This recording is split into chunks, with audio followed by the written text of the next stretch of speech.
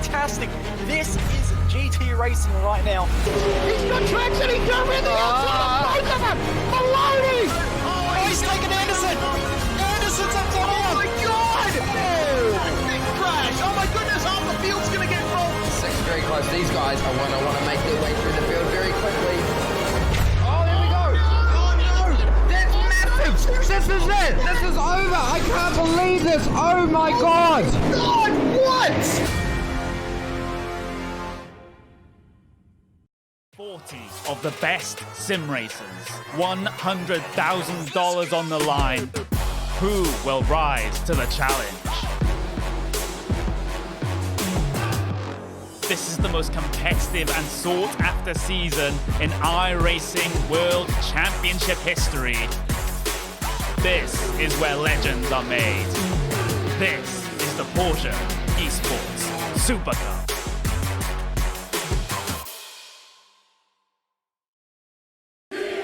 Gotta love this time of year. Only one can be champion.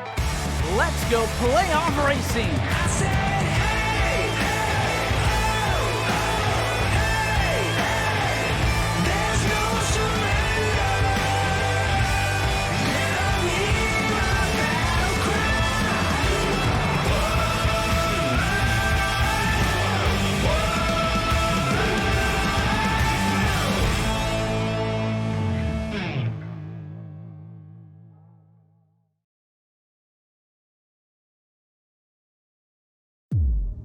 iRacing, you wanted the best, you got them for abreast. Often imitated, never duplicated, the greatest show on dirt, the World of Outlaws.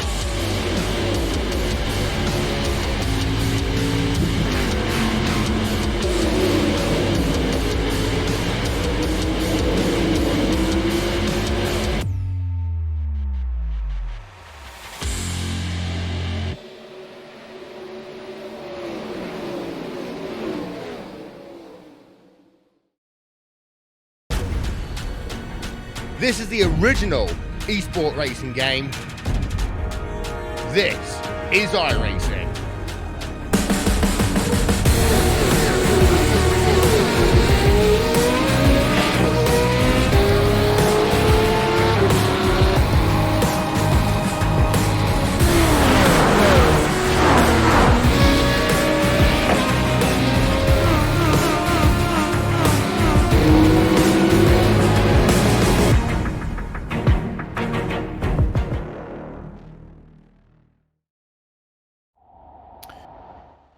Welcome one and all to this beautiful Saturday afternoon in Australian time on the iRacing Esports Network. It's the international division of the Majors Series once again, where SimSpeed TV proud to present the Michigan 400, round 11 of the series. We move to NASCAR. Of course, last round was the Kings Royal at Eldora Speedway, and now we're at a tarmac oval where there's going to be a bunch of super speedway action. I'm Reese Gardiner. Joining me in the commentary box, Ryan Jones. Ryan, this is going to be absolutely fantastic. A 400-mile race in Gen 6 NASCAR Cup cars. Oh, it certainly is, and there's quite a number of oval experts scattered throughout this field that are going to make themselves heard throughout this race and try and put to rest some of the rumors that these are Cup cars in 2019 configuration are a bit easy to drive, which I won't lie, they're a bit easier, but certainly once you get out of the initial restart phase of these starts, these things are going to get a bit tight or get a bit loose depending on their setup they've gone for, and going to need every last bit of that skill to get this thing done. Yeah, absolutely. Doing a few laps myself on the iRacing baseline for Michigan. It was quite the adventure, nearly flat out on your own, but the car does get a bit loose in turn one, so you got to be careful with your throttle inputs and make sure that you have those tires last, because look at that track temperature, 42.2 degrees Celsius. In most series, that's reasonably warm. It can provide for some interesting lack of grip scenarios, but in oval racing, where the tire pressures and loads are so much higher, it has quite the effect. So the drivers will have to watch out with those high temps. Yeah, that 42 degrees is going to be absolute torture for these drivers, and absolute torture for their cars as well. And I'm not too sure many of these drivers are doing practicing in such high track temperatures off, so that's going to throw another spanner into the works for these drivers. But I think most of these guys, they're all in top split. They've all put in the time to get themselves into the pro split of this event, so I don't think we're going to see too many issues arise. I think we're going to have a nice clean race and some fantastic racing action. Yep, absolutely. And my goodness, the championship standings and the like are ones that we are going to have to take a look at, because right here is where the big fight is. The first one we'll go to is the Pro Drivers standings. Cameron Dance in the lead on 3,418 points. Robert Northway, 489 points behind him. So Cameron Dance is in a very good championship position right now. But he is going to face some challenges in the pack racing that may result due to the downforce package on this high-speed oval. Yeah, he's got a handy championship lead, doesn't he, up there for Pro Split? The thing that he's got going in his favour is he's not got many oval specialists lined up behind him, so he should be able to stay even. I'm looking down at the top 8 in that standings, and Chris Purnell and Michael Skolak are the only names that stand out as a real oval pros, and maybe John King as well from the Asia club. Yeah, I think Cameron Dance going to be looking to extend that championship lead today. Yeah, well, we'll see, especially whether or not his rivals can bring it up to him. The sportsman drivers standings, on the other hand, just a little bit closer, but not by much, because Dave Douglas has quite the lead for RCD Sim Sports, and RCD occupying the top 4 positions, as you can see. Yeah, I got a quote from Dave Douglas. He's given me before this race as well. He reckons he's got a good race car, and he's bringing back the checkered flag, or he's bringing back nothing but the steering wheel from that car. So keep your eyes out for Dave Douglas today. He knows his way around this Gen 6 Cup car. I think he's going to be at the front. Yeah, certainly. We may have to watch out for him indeed. Next up, we're going to take a look at the Legends drivers standings. John King with an absolutely crushing domination of this mini championship for drivers over 50 years of age. And, well, I mean, what can you say about John King? He's just incredibly consistent, suffered a bit of bad luck in recent times, but he's in that championship lead for a reason. Yeah, sheer dominance from King in this Legends standings, and the gap just gets bigger and bigger the further down you go. Stephen Greenberg down there in 8th place is 2,500 points off, so he's done the hard work that Nolan needs to do. Really, it's just bring it home for the final few rounds, and he should have that one wrapped up for him. Yes, indeed. Speaking of having things wrapped up, the pro team standings see Kinetic Swift Racing 1,087 points ahead of Illusion, which is a further 3,500 points ahead of Middle Finger Racing. This is just absolutely crushing domination by Swift, because Swift and Kinetic, rather, the amalgamation, because they have a very good driver lineup. They do a bunch of testing, and they really work hard on their setups. It's paying off for them. Oh, they really do, and it certainly has been. I don't think anyone could deny that they don't deserve this this lead. They certainly do, and it's been fantastic for them. But looking at that team standings, going to be a good battle for 3rd place. MFI Racing and SimSpeed Esports separated by around 100 points, and I think we're going to see a bit of a rivalry flowing up between those two teams in the final few rounds. Yeah, certainly, especially considering that our championship leader, Cam Dance, drives for the SimSpeed Esports operation. And the sportsman team standings, well, that is a close battle for the lead between RCD and MF Racing 1. Certainly is a lot closer than the pro team standings, that's for sure. And RCD Sim Sports, they've got a number of fantastic oval drivers in that field, least of which Dave Douglas. So MFI Racing going to have their hands full trying to keep that gap from skyrocketing after this race. Yeah, absolutely. But looking at the practice times in this session at the moment, we're seeing Douglas and Purnell on pretty much the exact same time. And that tells you everything you need to know about how competitive this field is going to be. Super competitive, incredibly high level of talent throughout this field. And this Gen 6 Cup car just condenses that field even closer. Yet for qualifying, for practice, for hot lapping, it's basically flat out all the way around the track, and even off the restarts, it's going to be exactly the same. So it's going to provide some super close racing, and there's only about a 10th in it in the top 4 drivers. Exactly, such is the nature of oval racing. And for an example of the kind of racing action we might be able to see out here, I want to take a look at, I'm trying to find them on track. Daniel Greskovic, the number 24, right in the middle of a sandwich of cars. You can see the kind of lines that people take around this Michigan Speedway. You'll notice that the drivers actually stay a lane up from the white line. They don't take the conventional racing line, just staying a little bit up because that's where the grip is.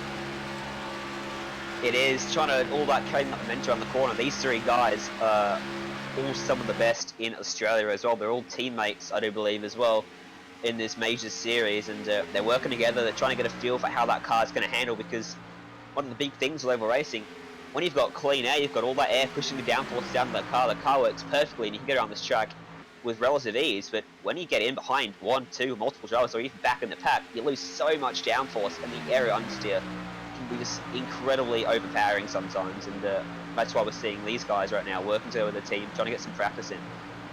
Yep, exactly, and practice is going to really pay off, because 200 laps is the race length for this one, and there's a fair likelihood that we'll see the pace car come out a couple of times during that one, because you'll see these kinds of mini packs forming and drivers trying to make their tires last, but inevitably they'll overheat, and those who manage the overheating the best will escape the cautions. But of course, there's a very real possibility of spinning if you take just a bit too much throttle. It is, and even with those cautions, what they do is they bunch of fuel up, bring everyone back into action, and they can bring even more cautions. As we know, is always the saying, safety cars bring safety cars, and hopefully we don't see too much of a safety car cycle tonight, but I think with this hot track temp and the way these tires are going to start overheating, there's every possibility of a couple of cautions coming out. On the extreme possibility we don't see any safety cars, it's going to be about a 4-stop race, which means that strategy would be a huge part in this one. Yes, indeed. On your own, just alone on track, we have some numbers from Cameron Dance. 1.9 litres per lap is the fuel burn with no draft, and it's anywhere from 1.6 to 1.8 litres per lap in traffic. So 36 laps to a tank, being flat out the whole time on your own, but we might not see that due to the high track temperature. So an advantage is going to be the overcut. So taking tires and taking fuel a bit later than your rivals so that your tires are fresher later in the race. Yeah, a bit of conservation never goes astray in oval racing, and with these track temps as well, it's going to be very prevalent in today's race. Something that we might see as a leader maybe not wanting to lead the race, because as you mentioned, they're not going to get as many laps out of their tank as the guys behind him. So you may see the leader try to duck in behind if there's a couple of teammates out front. They expect to see them work together, try and save fuel off each other up in that draft, which is so powerful with these Gen 6 Cup cars. That suck up just means you can lift off the throttle a little bit, save some fuel, and lose no pace at all. Yeah, exactly. Especially around a track like this, nearly flat out. As we enter the final minute of this practice session, we can see drivers testing out pit entry. That's going to be a big factor, because if we end up running caution-free for a bit, we might see some green flag pit stops, and breaking one of these cars from speeds as high as this is difficult to say the least on any kind of track. But Michigan, with its bowl shape and the high downforce of these cars, it just adds more difficulty to the equation. Yeah, these cars are not designed to stop. You've got to understand, these guys run flat out. They use a little bit of brakes, a little bit of the brake at some tracks, and it's only when you get to the short tracks like Martinsville or Bristol they bring the big brake packages, and even the road courses. But somewhere like Michigan, a big 2-mile racetrack, they've got really small brakes. They've really got to stand on them and be careful not to lock up your tires and spin out. Yeah, exactly. And those high tire pressures that you experience through these near flat out turns are going to really bring the pressure in more ways than one. So Now we're into the race session. Let's take a look at the grid for the Michigan 400 in the International Majors Series. Matt Danson and Eddie Hawkes are on row 1 with Patrick Fleming and Drew Lalonde taking up row 2. Trevor Clement and Scott Corbin on row 3 with Kevin Hill and Michael Skurlock keeping each other company on row 4. Running out the top 10, Dean Mole and Jason Martin. Martin a bit further back than I would have expected to see him. He's been a dominant force on ovals in major series competition. Chris Pence is 11th. Danny G, I've referred to him in NASCAR competition, is at P12. Joshua Mickelmore, Jake Fox, 13th and 14th. Robert Northway and Daniel Stevens on the 8th row of the grid. And taking up the 9th row of the grid, we have our championship leader, Cameron Dance. He is starting a long way back. Edward Foster joins him. John King and Shane Bowen on row 10 with Alexander Sheridan and Mirko Doltonak. Illusion and Swift keeping each other company once again. With Dwayne Burns, a guy that we need to look out for in oval competition, along with Brett Giratz in the Middle Finger Racing 042. That last row of the grid occupied by two very good oval racers. That's very surprising. Dave Douglas and Chris Purnell. Expect those guys to power through the field in this one and probably play the long game. They know it's a long race. They've got the experience, and I don't see them finishing the race back there. Yeah, absolutely. It's all about how you manage your stints, how you manage to stay out of trouble as well. Because remember, one little mistake can knock off a chain reaction of incidents. And Drew Lalonde, we are hearing, is starting from the pits, so he's taking the extra cautious approach. Yeah, that's one way to do it. The risk of that, though, is if there's no caution for the first stint of the race, you're going to find yourself dangerously close to being lapped. And in most circumstances, probably are going to be lapped if you don't quite have that front-running pace. That's going to move the entire outside row up a spot, which is going to be a bit of an annoyance to those guys on the inside further back, but that's just the way it goes sometimes. Yeah, certainly. And speaking of the start, if you're not familiar with NASCAR or oval racing in general, the field does go for a lap behind the pace car and form up in their 2 rows, and it is going to be the inside row that our leader starts on. They have the right of way, let's just say. If the outside row accelerates too quickly, they can't overtake, otherwise they may get a penalty. So that is what the drivers are going to have to be playing with when they take the start here. Speaking of which, the safety car pulls in and the Michigan 400 is about to go green. When will Matt Danson decide to go? The green flag flies. Many, many horsepowers worth of V8 engines roaring up, and it's a very clean start from everybody. Nobody was caught sleeping or making a mistake. They're staying in the pack now into turn 1, and look at that field. They're all hard on the throttle right now, all side by side. It'll be very hard to break away. The draft going to come into effect down this back straightaway, and Danson's going to lose out as a result. To the outside goes Patrick Fleming. He's got his teammate pushing Danson. That's unfortunate for Fleming out there, but they're all in 2 rows. It looks like they're still on a pace lap, but I can assure you these cars going flat out, reaching speeds of almost 300 kilometers an hour. Out of turn 4, 3 wide, a couple rows down the pack now. Yeah, my goodness. Yeah, 3 wide. Who's involved in that? Kevin Hill, Michael Skurlock, and Scott Corbin. All side by side going across the start finish. That is a lap over at Michigan Speedway. About 48 seconds is the time around here. Matt Danson getting a very good run on the inside of turn 2. Actually, he's gotten a good run, but Patrick Fleming making that momentum really work on the straights. Yeah, he certainly is. He's running well. He got the momentum off the high side of the corners, and that's another ebb and flow of oval racing. The high side gives you the run down the back straight away, and down the front straight away here, they're going to be side by side still. There's still no one able to break away from this pack, and for the second lap, it's going to be Fleming that leads this one. Danson unable to get it done on the inside at the moment. Yeah, and you see those gaps at the end of the laps, mere fractions of a second. That's how high and how hard this racing is. Keeping an eye on Michael Skurlock down on the inside in the Chevrolet, because he is starting to get a bit held up behind this inside line. Meanwhile, the outside line really making it work. Patrick Fleming obviously getting a great run of speed and almost going up into the wall in the background, Daniel Greskovich. Yeah, just had to move up a couple lanes. Sorry, as Jason Martin pushed up, nearly put Mick Moore up into Danny G as well there. And but now Fleming's just got a car length in front of Danson. He might be able to clear him down the back straight away if he can get the momentum up out of turn number 2. But it looks like a fantastic run through the corner for Danson. He's holding off for now. And look at the 45 of Eddie Hawks trying to find a way through there as well. And the triple one car as well, they're all boxed in, no one's able to go anywhere, and we're going to see this for another 7 or 8 laps from what I've been hearing until they have to start lifting off.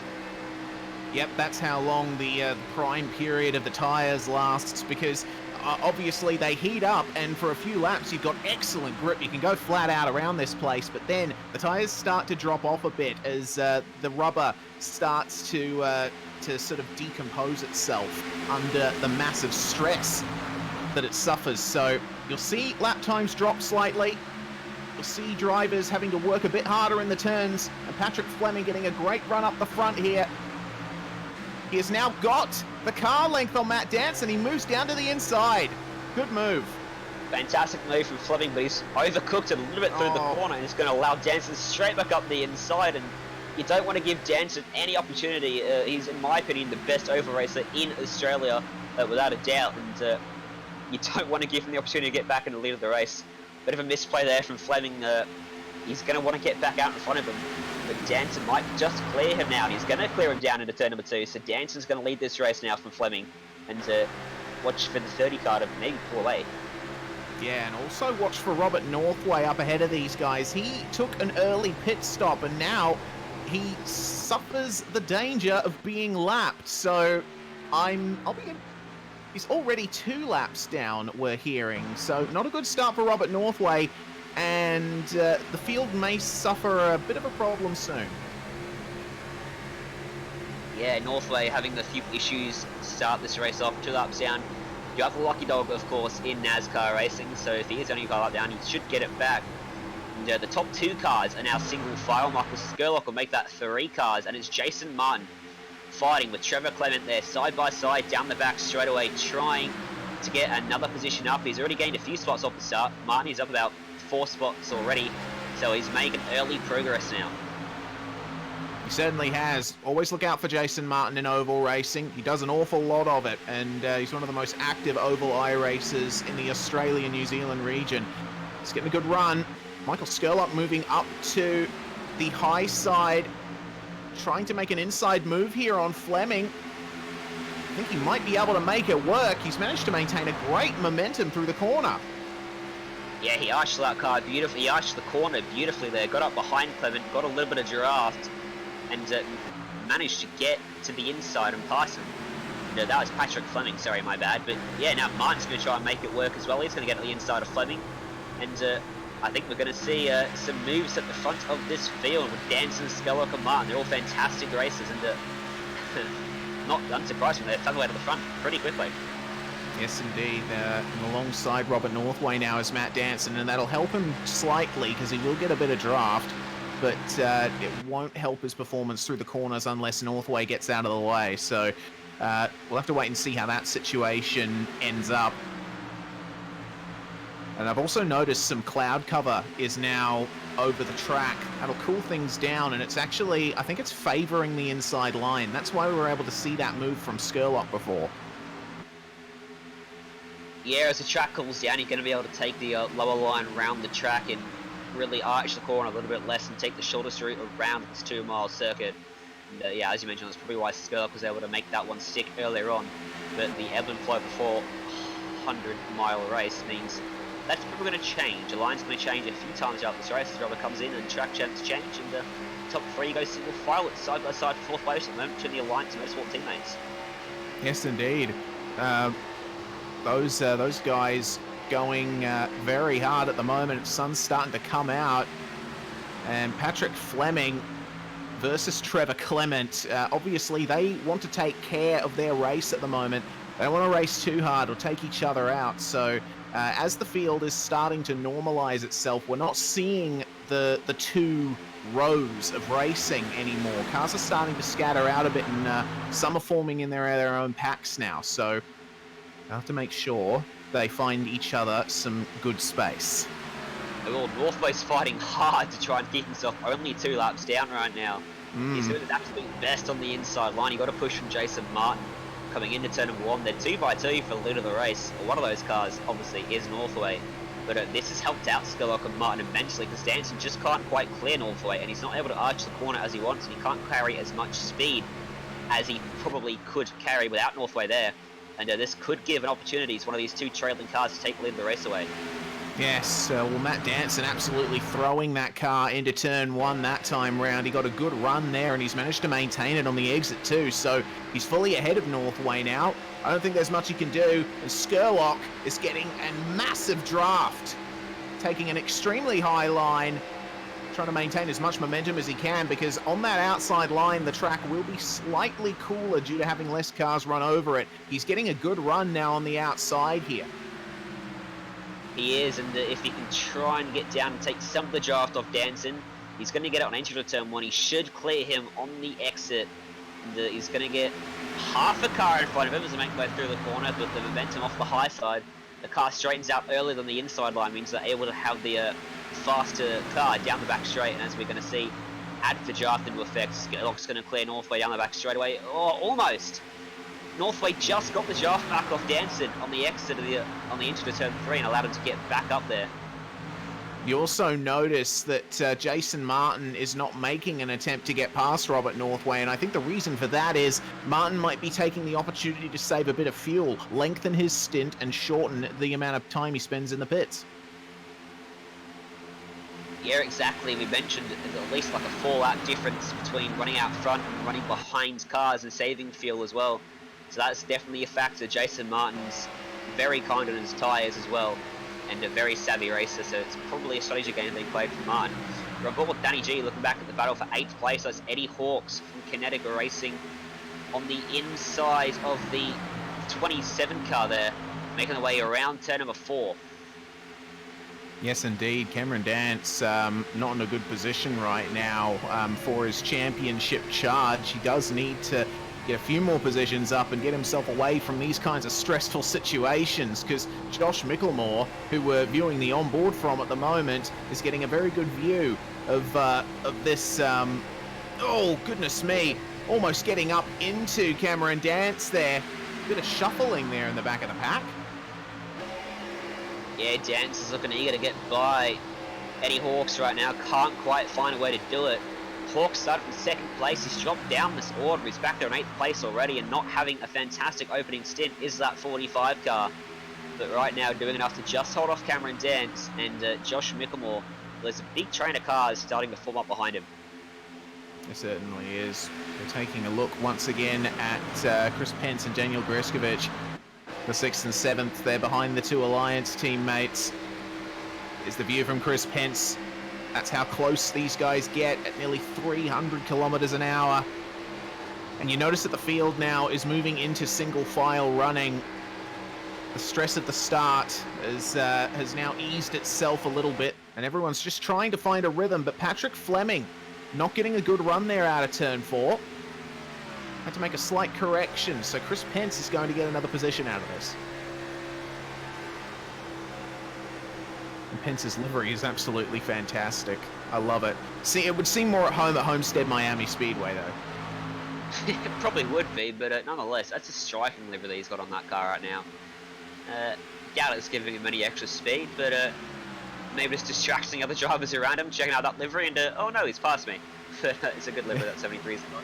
With some synthwave blasting out of the windows.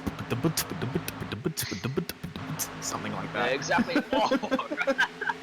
Oh, getting a bit close there. Further up. Yeah. Wow, and that's a very good run there from the Camry in the back there, but side by side now, the 24 and the 311. And Daniel Greskovich making good use here of his tyre conservation. I think Patrick Fleming has overworked his quite a bit now. And Micklemore starting to come to the fore as well. This is what I expected to see. Some of the road guys will use up their tyres a lot more than everyone else, than the oval guys around them, the oval people. They've got the experience to save those tyres while keeping the speed up. And this is what we're seeing some of these guys come to the fore. Danson, Skerlock, Martin, Brzeskovic and Micklemore as well. They're all big oval regulars, and they're all coming to the front now with that tyre conservation. Indeed they are. And the battle up front is starting to space out just slightly. Matt Danson still has a good gap over Michael Skurlock. So Skurlock hanging back slightly through the corners just to get a little bit of extra downforce, manage his front tyres. We'll notice... Oh! Caution! There's a caution. Okay. What was that for? Obviously an incident back in the pack. Dave Douglas! Oh, no. Oh, that's a shame. Well, we will have to get a replay of that, see what happened to one of our oval regulars we see plenty of. Thanks, of course, to Modem Simulation for your support. So this was quite a bit of pack racing going on down the back straight. Oh, and just turned down a bit too early, I think. Daniel Stevens, the other car involved in that one. Hard to see from that angle what exactly unfolded, whether it was Stevens turning in a bit too late or Douglas turning in early. Looks to me like Daniel Stevens has not turned in when he probably should have there for the inside line. And Dave Douglas can be disappointed with that, and I guess it's bringing back the steering wheel and nothing else. Yeah, well, we're continuing to see angles of this replay. You can see the track opens up a little bit there, but yeah, I feel like maybe Daniel Stevens might have had to back out of that in other circumstances, but that's not up to us to decide, and it's still a very unfortunate incident.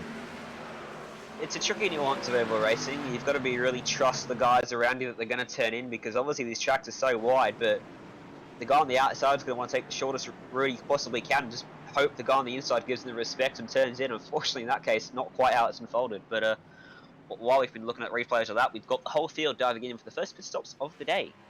Yes, indeed. And Robert Northway, of course, staying out to get a lap back, run past the safety car. Problems for Matt Danson. He's overshot his pit box. That's going to cost him quite a bit of time. Meanwhile, things are going a little bit smoother for others in the field, and very good exit for Jason Martin. He's actually managed to rocket himself to the front of that pack. See that fuel saving behind Robert Northway, plus a great pit stop, has really worked out for Jason Martin. But Matt Danson, he's got a bit of work to do after that pit stop blunder. I'm really surprised by that, actually. It's a bit of a running joke in the oval community that Jason Martin is shocking at pit stops and always bottles it in the pit lane. And he's done the quite opposite this time. He's worked hard on them, and he's actually pulled it out there. Not too sure the fuel conservation would have anything to do with that one there, Reese. And of course, taking 4 tyres, which does cover both cans of fuel that go into these cars. Anytime fuel conservation is really going to matter is towards the end of the race, where the guys consider taking 2 tyres, or maybe just a slash and dash and take as little fuel as possible, or just stretch it to not make a pit stop at all. Fair point. Very fair point. But we still have to consider that he was backing off for a very good reason behind his teammate Robert Northway. Maybe tyre conservation a little bit more a part of it, just practicing for when he needs to do it later on in the race. But what do I know? I'm just the shouty man. We'll see. Jason Martin is going to take the start in the lead of this race, so it'll be up to him to put the power down. These cars are pretty easy to get started from a rolling start like we see in NASCAR, but it'll be up to Michael Skurlock to react to it. It will be, and sometimes it's tricky to restart in second place. I know a few drivers prefer to restart from third, depending on the setup that these drivers have at home, obviously, in their sims, or on these cars in the real world, of course. In their sims, they could have a variety of, a single screen or 3 screens or VR. And certainly on a single screen setup, second place is an absolute pain to restart from, because you cannot see that guy to the inside. And you've really got to lay back a little bit and try and judge it off the leader there. And it's certainly easier from third place sometimes. But I think Skurlock should be able to get a good restart here. Yeah, he's got his head screwed on, does Michael Skurlock. We've seen him shine at oval events. Jason Martin is one of those yardsticks that we compare him to in our broadcasts of this series. So it'll be interesting to see them match up. The pace car will be out for one more lap after this one, just to get the rest of the field sorted out. And in news on Robert Northway, he is now no longer 3 laps down. And Cameron Dance has taken a pit stop as well. He came in for a second stop, actually, under the caution, so topping up the fuel tank a little bit to run a bit longer.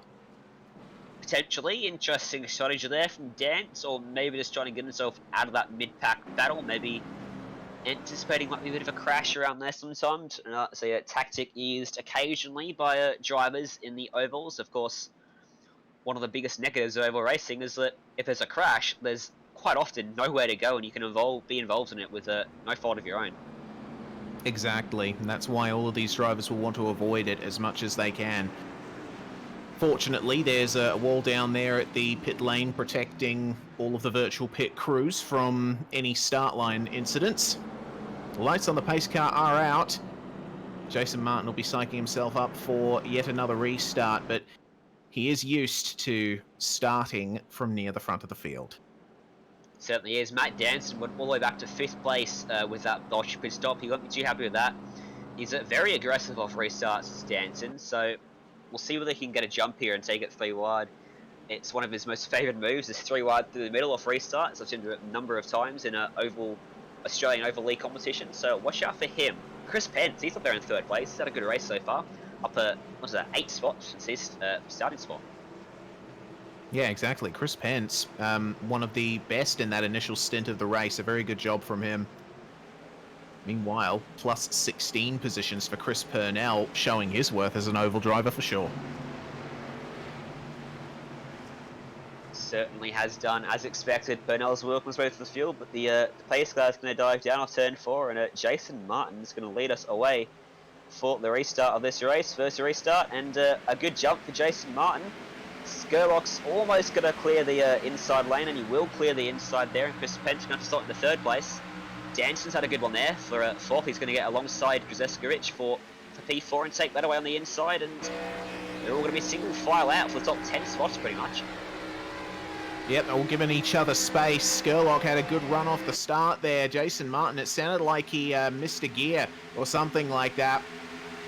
Because Skurlock's got a really good run, as has Pence on the outside. He'll be challenging for 2nd place, possibly the lead very soon, up in the top 3. And have a look at the run now from Matt Danson on the inside. I see a bit of smoke in the background, but it looks like everyone's continuing on. But cloud cover over the circuit now, and combined with these fresh tyres, they are really pushing the limits of this circuit. They certainly are. They're flat out, no lifting whatsoever in this field. They're all fighting for clean air there. As you can see, 3 or 4 different lines being taken by the top 6 or 7 drivers right now. They're all very close together. And Martin just trying to cover off the inside line. Doesn't want to let Danson get to his inside, but Danson's going to force the issue. Get to the inside of Jason Martin, and he's going to retake the lead of this race through 3 and 4. Great momentum there for Danson to take the lead back. Look at Martin trying to get straight back into the slipstream. Can he execute a move back there? As Grzeskovic is looking for a way through as well. They're 3 wide behind him, and there's almost contact. Oh, goodness me. Chris Pence. No, Chris Pence in the wall. Oh, my goodness. That's going to bring out the caution for sure. There's more contact being made. Edward Foster making contact, still green. So, caution not out yet, but Chris Pence will have to bring that car in. I noticed his car was swaying around a little bit through the corners. And Daniel Grzeskovic immediately redressing that position, but I don't think there'll be much point because Chris Pence is going to have to bring that car into the pits.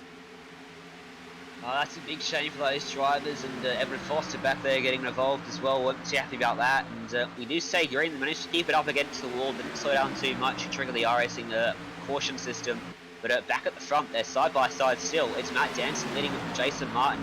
And that is Trevor Clement getting to Martin's outside. And Josh Mickelmore there in 4th place. Still a close fight for the lead, despite half of them being taken out there. Yes, indeed. We see Chris Pence and Danny G bringing themselves into the pits. And a challenge for the lead now from Jason Martin, making that inside line work. Josh Mickelmore now fighting for 2nd place with Matt Danson. Trevor Clement's dropped back just slightly and is now facing pressure from Dean Mole, who's managed to make his way up into 5th place. Chris Purnell's found his way up there too. He's 6th place, right around the outside, 3 wide with Clement and Dean Mole, and he might get squeezed up in the wall. That was a little bit close there. for the battle for fourth place. Sorry, down the back straight away. Jason Martin's got pushing help from Josh Mickelmore now. Into turn 3 and 4 they go. It's going to be single file from top 3 spots. Danson's back into third place now. But not happy to sit there because back to the inside he goes. And this is fantastic back and forth racing out front. It absolutely is. Jason Martin now getting a bump draft from Josh Mickelmore, trying to get as much pace as they can on the straight line sections over Matt Danson. But you see that cloud cover, it really darkens the circuit. There's not much UV hitting the track and heating it up. So these guys are really making use of that inside line. Danson properly challenging for the lead on the exits of corners, but Martin is managing to carry enough momentum with Mickelmore behind. He is, and the house side's working for him, but not quite working through 3 and 4, is it? Because Danson's just streaked out in front of him there. But he's going to get the run down the front straight with help from Mickelmore. Danson's got Purnell pushing him. Purnell's finds out to third place now from 26 in the grid. Stone Cold last. He's challenging for the lead of the race. What an opening stint he's had, laps 30 of 200. Exactly, and his stint, his pit stop would certainly have helped him there too. Oh, big challenge for the lead from Jason Martin. Almost made contact with the back of Matt Danson. He's got a huge run on the back straight and immediately retakes the lead from Danson there. And Purnell, he's got a front row seat to all of this action. I'm waiting to see what he can do. They all move down to the inside through the start-finish stretch. Have a look at Mickelmore. He's trying to get a run here on the inside, drafting up on the back of Martin. 2 wide now through 1 and 2. You see Mickelmore try to work with Jason Martin. They're teammates, of course. So those two are working together. Chris Purnell's got a teammate, and Mirko Dornak, running around in 6th place at the moment. But for now, he's content to run with Matt Danson. And these guys have so much experience racing with each other. It makes the race so much better because they know what each other's going to do pretty much. We went to the same sort of scenario we saw with Dave Douglas and Daniel Stevens just sort of clumsily getting together. But they're still side by side for the lead of this race, so they cannot get away from each other. Danson trying to side draft that right rear quarter panel of Jason Martin and slow down that 655 car. Not going to do it though along the front straight. 2 by 2, 3 rows deep. What a race we've got on our hands. We absolutely do, and it's looking like spacious green flag conditions. This track is very wide, a lot of space given by the drivers. They're racing hard, but they're not doing anything silly, which is good to see. And Purnell and Mickelmore going side by side for 3rd and 4th. They're starting to have Dean Moll come back into the picture for them. It's going to be a 3-way battle for the last step on the podium here. Yeah, I just saw Dave Douglas still in 8th place. So despite that damage on that first caution, he's still running around on the top 10. He's got some pace in that car. So that's fantastic to see for the 10 car for RCD Sim Sports, that he's still looking like he's going to be in contention for this race. But I'll turn my attention back to the front of the field as Danson gets back to the outside of Jason Martin. Almost clears him into turn number 3, can't quite do it. And yet again, side by side.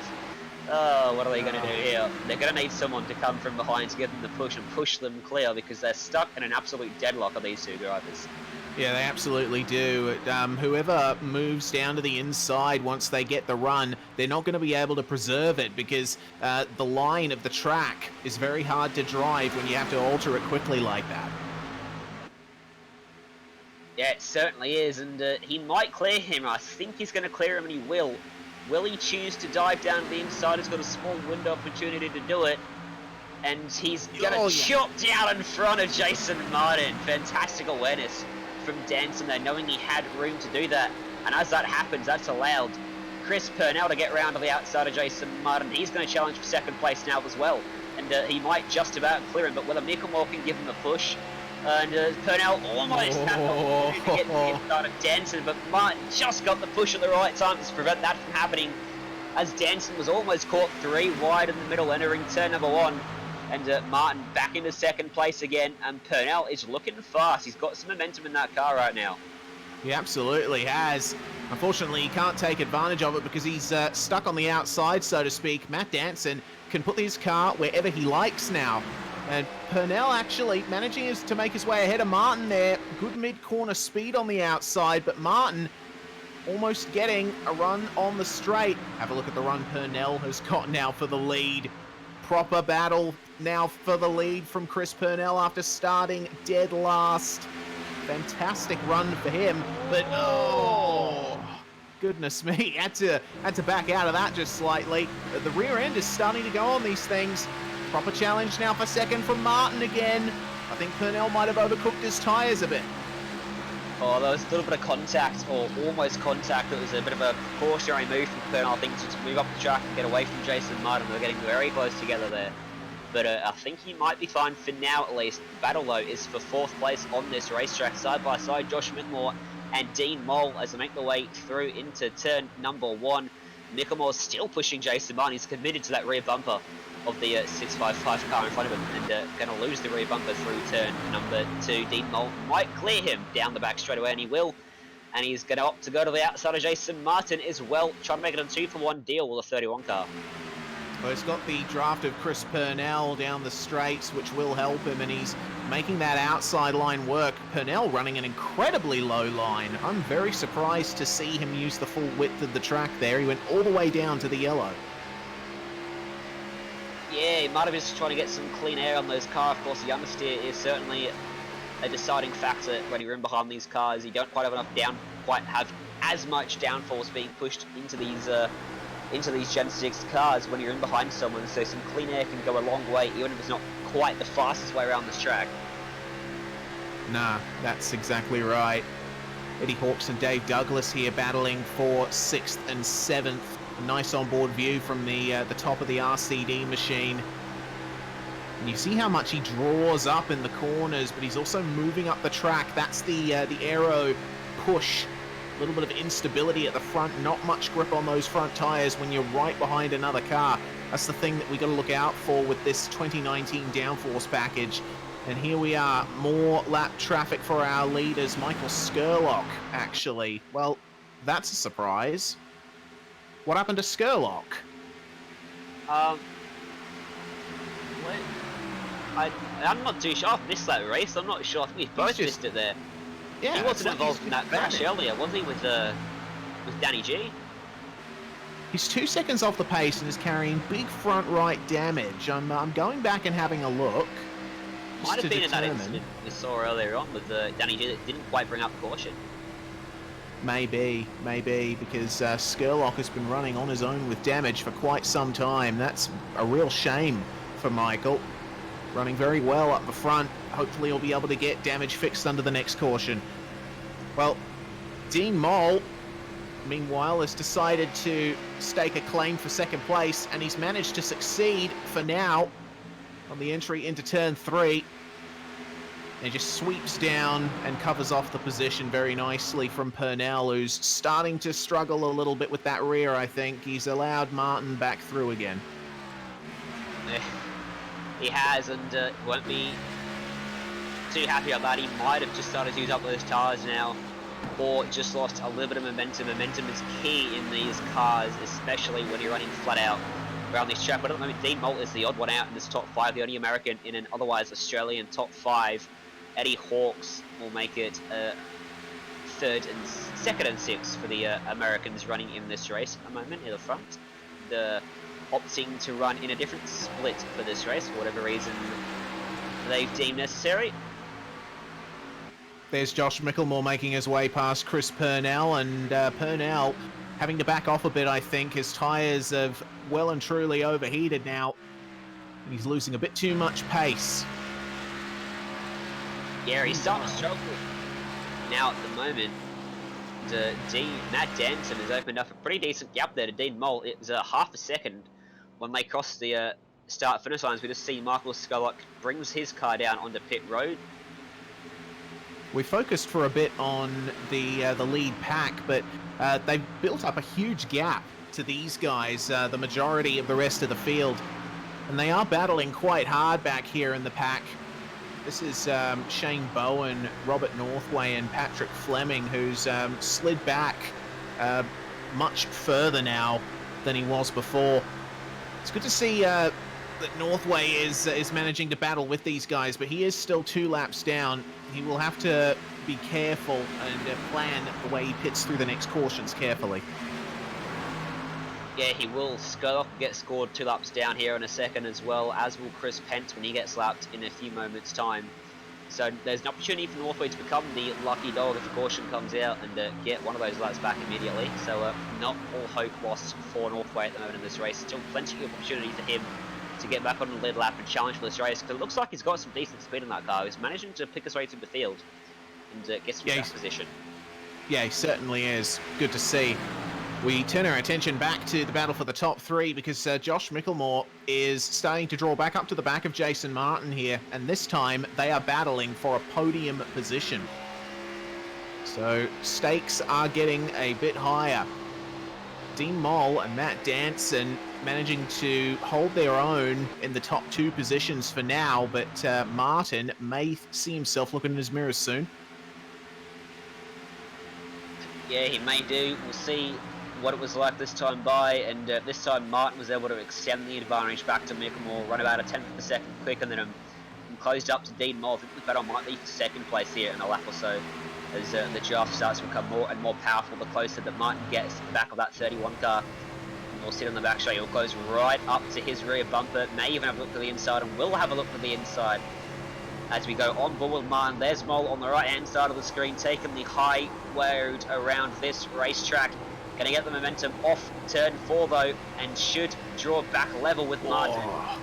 As you see the sparks flying from these cars down across the start finish line we go. Moll will clear Martin once again, and Mickelmore out of shot has drawn right up to the back of these 2 guys. He certainly has, and if you listened carefully to the car audio, you'll be able to notice they are lifting off the throttle now on the entry into the corners. They are now at that point where the tyres are starting to really drop off in grip, and they last pitted on around about lap 20, so we should expect drivers looking for the pits within the next 10 laps. Oh, Dean Moll, a little bit of a slide there on the bottom. That shows how much his tyres have started to give up. That's given a great run to Jason Martin, and he goes back into second. Oh, he's just given that one hard. He fought hard there to keep ahead of Martin. But as you mentioned, his tyres are starting to give up, and these guys starting to feel the effects of the cars on the low fuel and low tyre grip as well. And Moll, bit of a loose handling race car, but it looks of things going to come under threat from Josh Mickelmore now as well through the back part of this oval. I almost called it a circuit. It's most definitely an oval. As Moll will again get momentum off turn 4, get a draft from Jason Martin and clear Mickelmore, but I think it's a matter of time here. Moll's starting to pull backwards. Yeah, he certainly is. He's had his moment there up the front, but his tyres can give him almost no more now. Meanwhile, Matt Danson in the lead is just overtaken Chris Pence, who's one of the guys who needs to fight back. Hopefully we see that car further up the front of the field again. But Martin now starting to get a good gap from Dean Moll here. And Mickelmore looks like he's content to sit behind, at least for now. Meanwhile, we look at Chris Purnell and Eddie Hawkes. These guys are starting to battle quite hard here. We're showing the upper and lower lines well in effect here. Yeah, this is a battle for P5 from this track. There's a little through. They're going to be 3 wide almost. Oh. That was Michael Skurlock in 24th spot, trying to pick his way through. And it looks like he's got some of the damage pad on that car, or has fresh tyres on that pit stop, but he's got some decent speed at the moment. And going to give a draft to his teammate here from Chris Purnell. That's a good team play there. But now he's going to hold up Chris Purnell through 3 and 4. So doing what he can, but Skurlock's going to make his way past his pack, and Purnell's going to slide up through the corner, bit of understeer from the aero wash from Skurlock's car. You can see right there the gap that Skurlock was able to pull, Ryan. That shows the difference between fresh tyres and old tyres, because Skurlock's still in the prime stage of his tyre life at the moment. Yeah, exactly, and we may see some guys try the undercut strategy. We expected pre-race the overcut to work, but maybe it might be the other way around, as we watch Dave Douglas on the outside there for 9th and 8th place. This one is, it is battling with Trevor Clement. They're side by side down the back straightaway. Douglas trying to fend off Clement, I do believe. I think Douglas is starting to fall back through the field now. on the fringes of the top 10. Almost gets up into the wall. That was all so close. He would have had to lift off a little bit there. Would have lost a little bit of momentum, but not enough to not pull up to the back of Clement. Almost gives him a pump down to turn number 1, and these guys battling hard, but Clement gets that spot back from Dave Douglas for now. He certainly does, and the high line's working really well for Clement on those older tyres right now. We'll have to keep an eye on when drivers start making their green flag pit stops, because that time will certainly come, considering how spaced out the field is. Here's the number 27. By Chris Purnell. Oh, did he? Yeah, Dortonak's gotten by Chris Purnell, and Purnell's fallen off the back of Eddie Hawks, and now Dortonak's challenging Eddie Hawks for 5th place. So Dortonak's showing some good late run pace here. And as we thought, Purnell's starting to struggle, starting to fall back, and not quite got what he needs to challenge late on, as Dortonak makes a pretty simple move there on Eddie Hawks and moves up another spot. That's an impressive move there from Dortonak. He's been able to maintain the momentum down the straight as well. It looks like Hawks has no response, and an incoming response coming from Chris Purnell on the outside.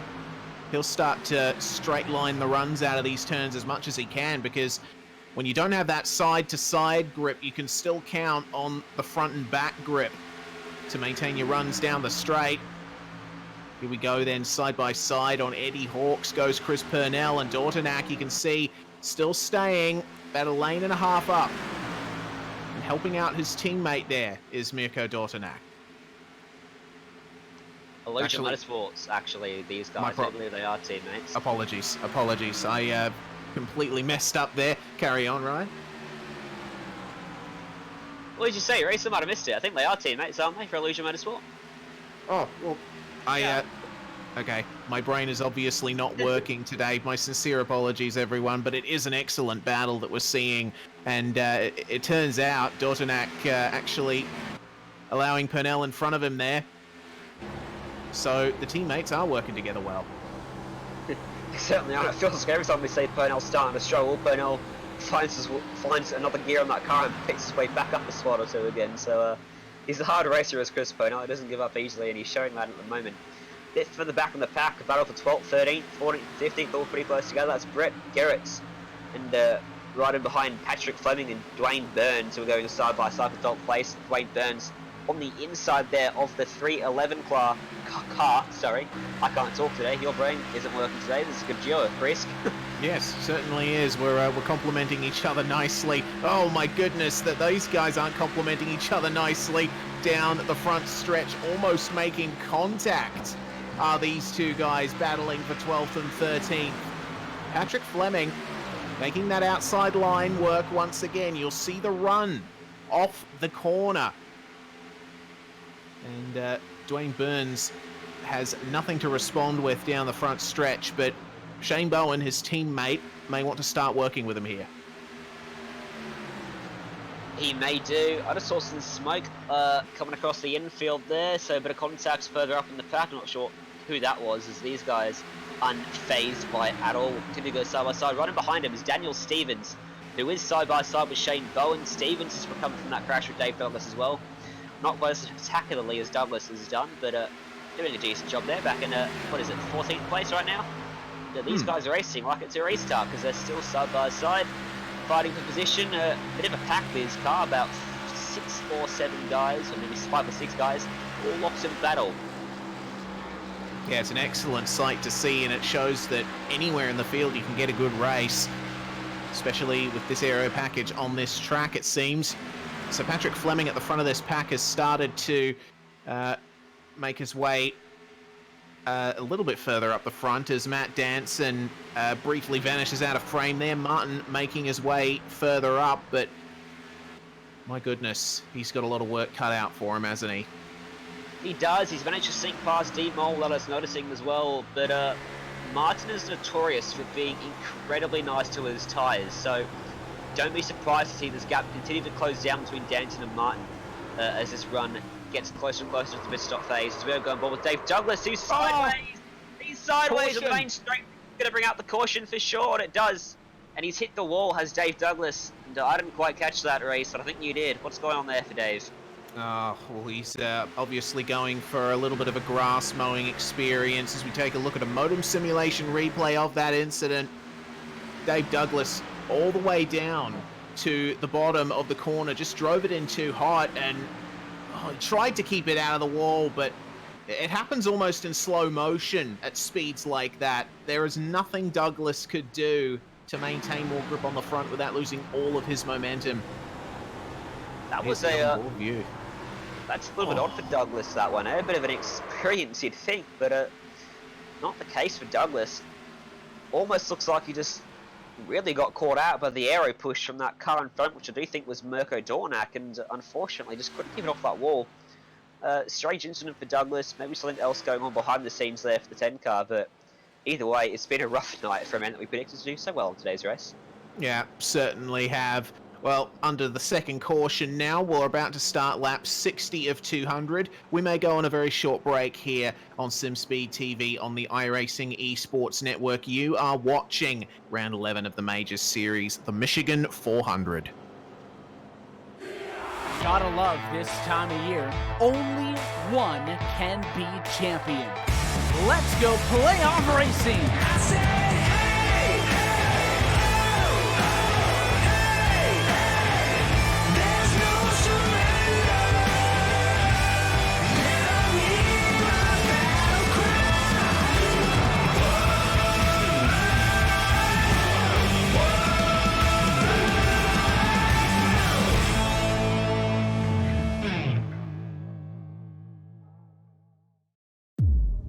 iRacing, you wanted the best, you got them four abreast. Often imitated, never duplicated. The greatest show under the world of outlaw.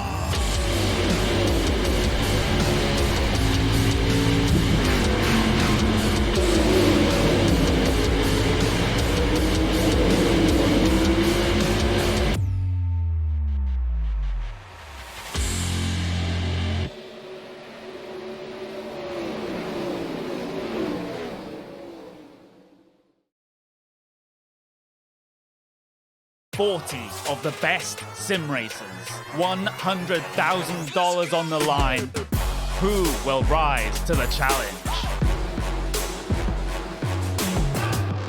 This is the most competitive and sought-after season in iRacing World Championship history.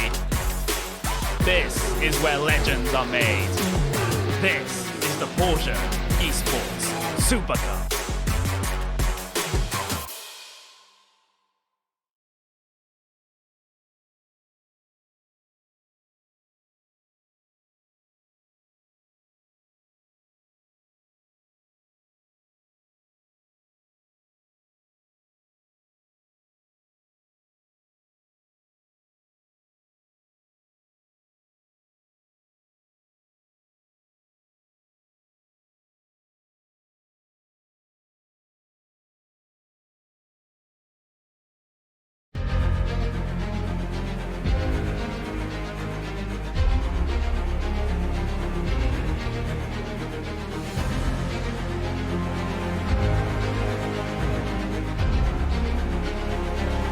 This is fantastic.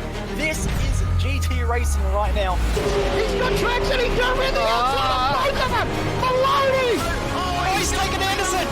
Anderson's up top. Oh my god! Oh, big crash! Oh my goodness, half the field's gonna get rolled! Second very close. These guys are want to make their way through the field very quickly. Oh, here we go. Oh no! That's massive! This is it! This is over! I can't believe this! Oh my god! God, what?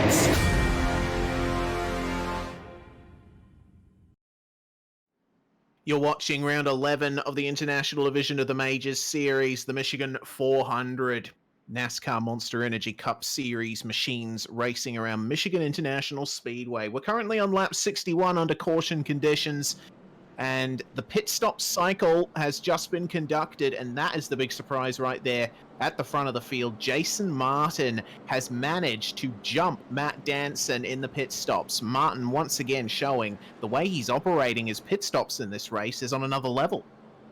Certainly is. He's been working harder, it seems, because it was a bogey area for him, but not anymore. Jason Martin getting it done down there on pit road, but not even close to halfway in this race. Only up 60 or 200. So much racing still to come in this one.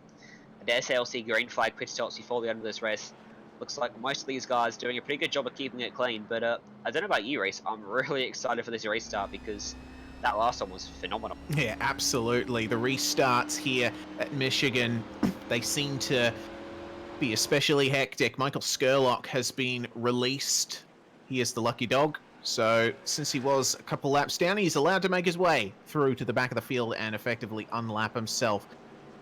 So lights are out on the pace car. We will be going green this time by, and the pressure is on Jason Martin to make this work once again. But Matt Danson, we've seen, he has a knack for getting in the lead and staying there. Certainly does. He's an aggressive driver, and that's what you need sometimes when you got these cars that are so inseparable off restarts that any little bit of driver input matters, and momentum is going to be key flat out. You cannot afford to make a move and not complete it, as you will get freight trained by guys behind. You absolutely will. Any loss of momentum is very punishing at a track like this.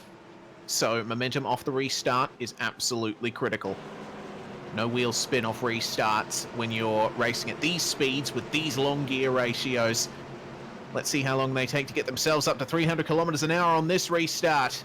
And eyes will be on Jason Martin in the 655. The pace car goes down to the bottom of the circuit. We'll be racing again very soon. Danson and Martin level. Martin decides to go just before the green flag is officially flown, and he's managed to catch out Matt Danson there on the outside, because Josh Micklemore making a move here for second. And let's see now how they take this first turn, as they are all on fresh tyres, able to go absolutely flat out. Big move down to the inside there for Matt Danson, trying to get straight into the draft. But look at the draft down the back straight away. Micklemore got to push Jason Martin down towards turn 3. Danson's going to make the move to the inside of Josh Micklemore with help from Dean Mole. Chris Purnell's looking there as well. Back there in 5th place on the outside. They go side by side through turn 4 once again. Here in Michigan, we're doing a lot of side-by-side action tonight. It's not stopping now. Side-by-side for the lead of the race at the stripe. It's going to be Jason Martin with help from Micklemore. Danson and Dean Mole down there on the inside line. Still losing out a little bit down the front straight away there. Micklemore hooked up to Martin's bumper really well, coming out of turn number 4, and did not let go. Absolutely didn't, and it's a good run there from Micklemore. He's giving Martin little pushes there down the straight, making that high line work beautifully for them in the opening stages. Foot to the floor, flat out around the circuit at the moment. You're not seeing any lifting from the drivers, but Micklemore is starting to move around behind Matt Danson moving around behind Josh Micklemore, I should probably say.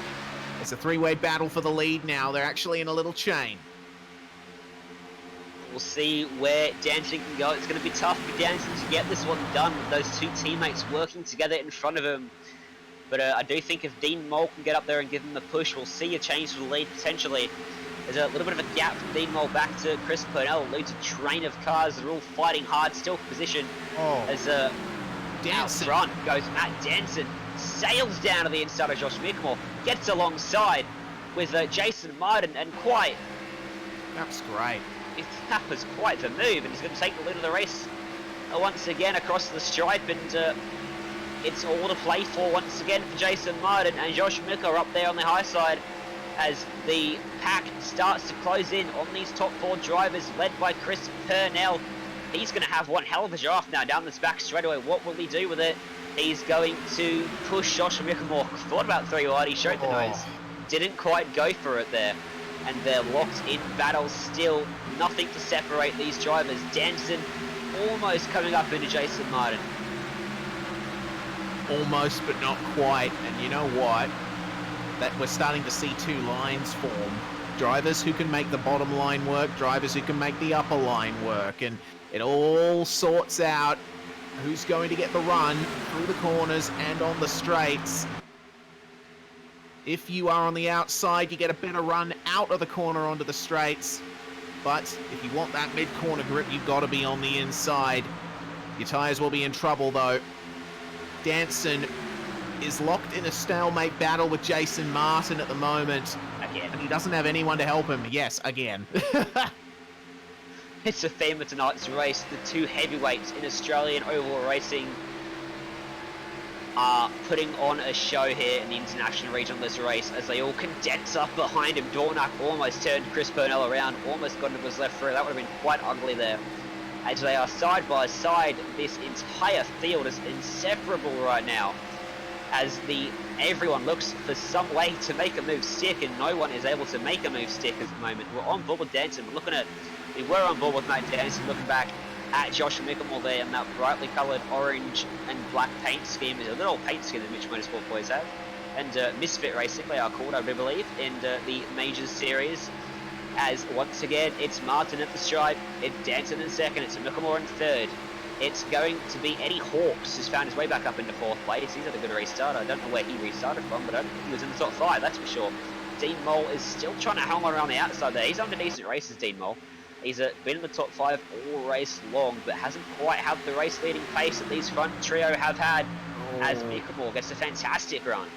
Oh no, and right, oh my goodness, just like that the cautions come out because a couple of cars made contact in the back of the field. Edward Foster and Jake Fox involved in an incident. Instantly brought out the caution. Modem simulation replay of what brought it out, and we'll see Edward Foster actually move up a bit into Jake Fox on the entry into turn 3 there. And of course Jake Fox got a bit of a tap from that, and he had nowhere to go from there. Indeed, they were both lucky actually rejoining the circuit, not to crash into anyone else there. We'll get a better angle of it here to see what has unfolded between the 332 car. And that wasn't even into turn 3, that was almost the end of the straightaway pretty much. They made contact, another clumsy incident. And quite not too dissimilar to what we saw with Daniel Stevens and Dave Douglas earlier on. And we'll go on board here with Jake Fox. We'll look at his steering input. What has he done there? He's starting to come down the track just a bit, and I've got to say, if I had to make a decision, I'd probably put it on Jake Fox there. If you take a look at Edward Foster, you'll be able to see he actually starts to move up to take the line there. There he goes. And Fox gets turned. Fox held his line. We'll take differing opinions on that one, and we'll go down to the pit lane. I think it was more of a racing incident, to be fair. And Jason Martin will lead him. Can Martin blaze another pit stop out here and retain the lead of the race? Yeah, and that's the big question. Jason Martin has been very good on pit stops and very good on restarts. So everybody comes in, almost everybody. We have a couple people staying out. Jason Martin's got a very good pit stop going at the moment. Matt Danson, meanwhile, we'll see if he manages to cover off Jason Martin. He has not been able to. Martin is in the lead. Once again, Josh Mickelmore resumes second, or provisional second. And Danson, last spot on the podium, coming out of the pits, out of the drivers who were pitted, of course. I think the only guys to stay out were the people that are a lap down already. Chris Pence, Michael Skurlock. Pence is actually on the lead lap, so I stand corrected. Or that may be as a result of staying out. We'll see. We'll see what Pence out. Yeah, that did in fact put Pence back on lead lap, staying out. It's a good call from Pence there to keep himself out there on that lead lap, and he should get pits this time by and get his pit stop done.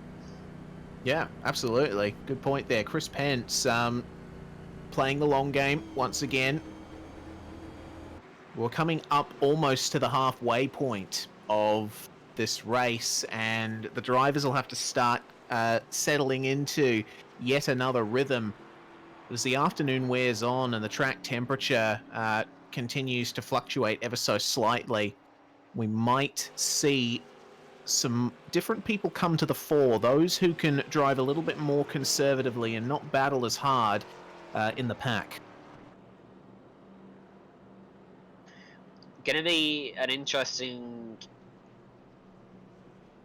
sequence of events the next 128 laps. See how this one unfolds as the drivers experience the ebb and flow of oval racing, as undoubtedly the track temp will change, the layout of the race will change, and leaders of the race will change hands multiple times, I predict, as we will undoubtedly see another locked battle between Martin and Danson. Will be side by side with no way to separate them. We can pretty much guarantee that, can't we?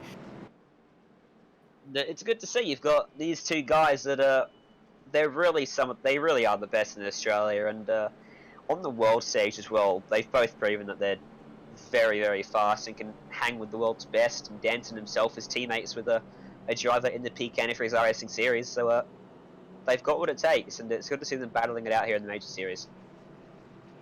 Yeah, exactly, and that's what we want, close competition between drivers who are of a very high level.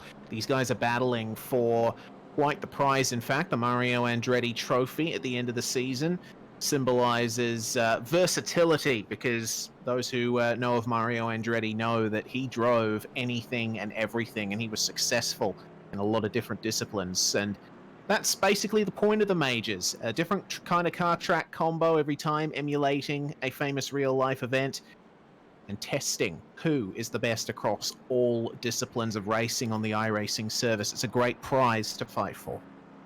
Certainly is, and it's got to be the most diverse league I've ever seen in sim racing.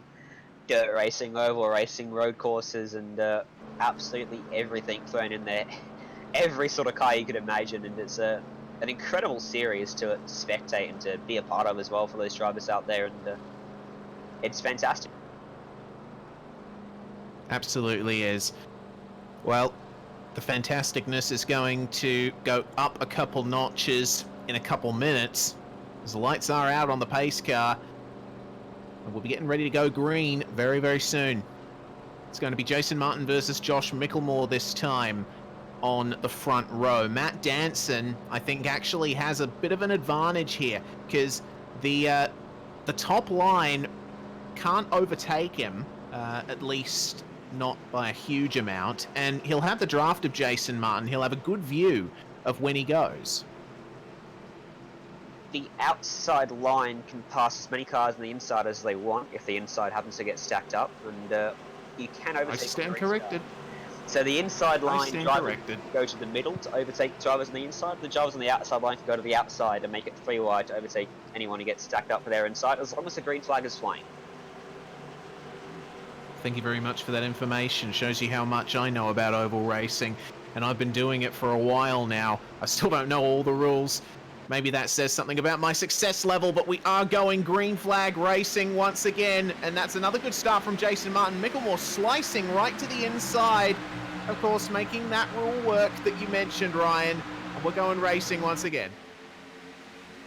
That may be a penalty for Josh Micklemore, unless it's changed since I last raced. You're not allowed to change lanes before the start-finish line, so could be a bit of an issue there for Josh Micklemore post-race. Possibly. We'll have to wait and see, but it's getting a bit hectic here up the front. Matt Danson and Chris Purnell starting to make their cases here, and too wide behind them between Dean Moll and Mirko Dortanak. And this top six battle starting to really draw away from the rest of the field already. Yeah, that was a fantastic restart from those first half a dozen cars. And we see, again, Micklemore pushing Martin, and once again it's Danson leading the foray to the inside line. Interesting to see Dortnack and Purnell are not working together, actually side by side, slowing each other down through 1 and 2.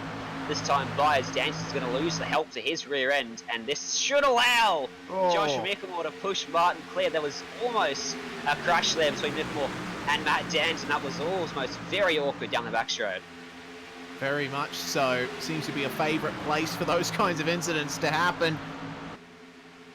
The teammates of Illusion still running side by side, and that has brought Dean Moll right into this. You also notice Trevor Clement and Eddie Hawkes starting to draft up to the back of these guys too. So the ebb and flow of the race is starting to come back to those more further in the pack. And have a look at Matt Danson on the inside, out of turn 2. An excellent run. But Jason Martin, of course, will have the bump draft there from Josh Micklemore. Danson's got Chris Purnell trying to come with him on the inside line. Purnell, fantastic pusher in plate racing, which is going to be extremely vital on this 2-mile circuit. They're all bump drafting. It's almost like a plate track. Side by side, if that was the finish, it's a photo finish. 1,000th of a second between Martin and Danson on the line.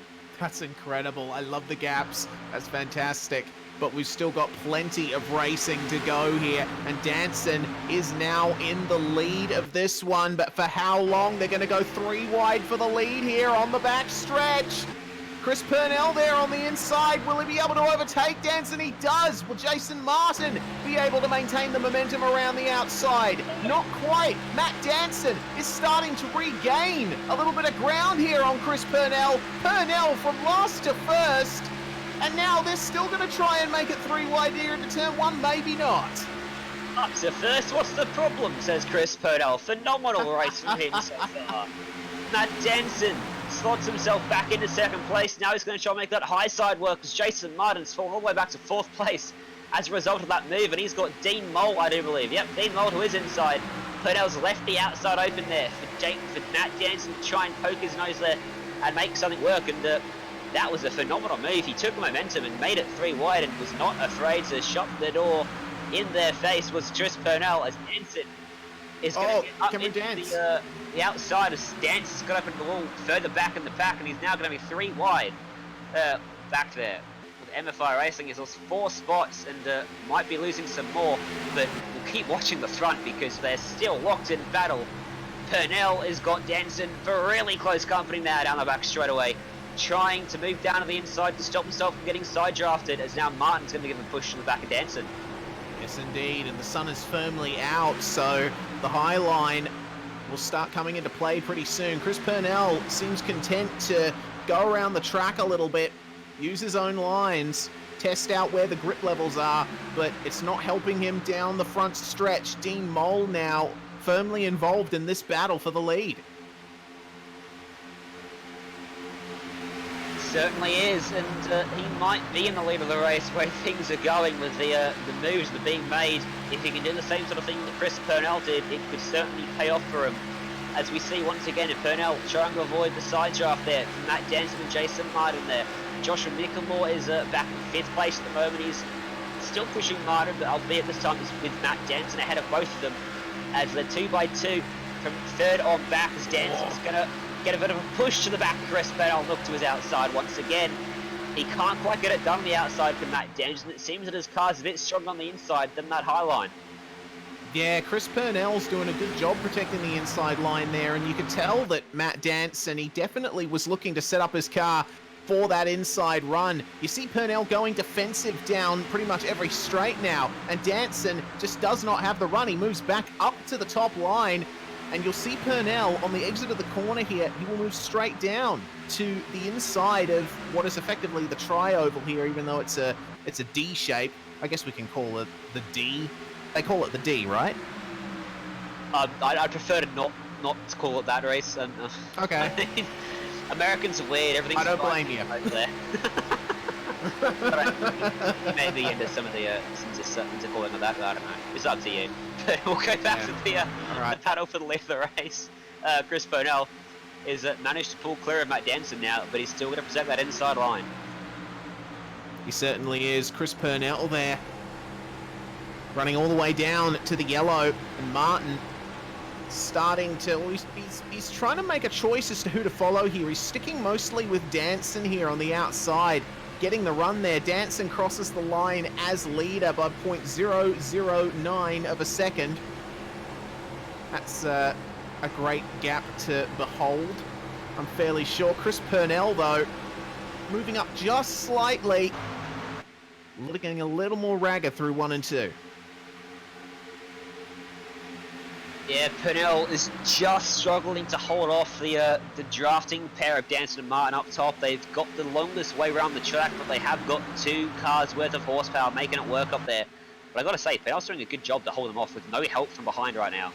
As he's going to try and force Danson as far from the track as he possibly can, all the way up to the wall. But a gamesmanship there for Chris Purnell, and trying to unsettle Matt Danson and be enjoying this, battling with Matt Danson up front. It's not something he's always often able to do. He might be able to slide up in front of him, and he can, but this is going to allow Danson back on the inside now. And Dent's got the inside line. He's so close. Oh, contact, and he's going to turn him. No, and around goes Purnell. Caution's going to come out. And it looks like Purnell's just going to be able to keep it off the wall. Oh, no, I think he's... Oh, Yes. he just got it off there. Oh, well That's a recovered. relief.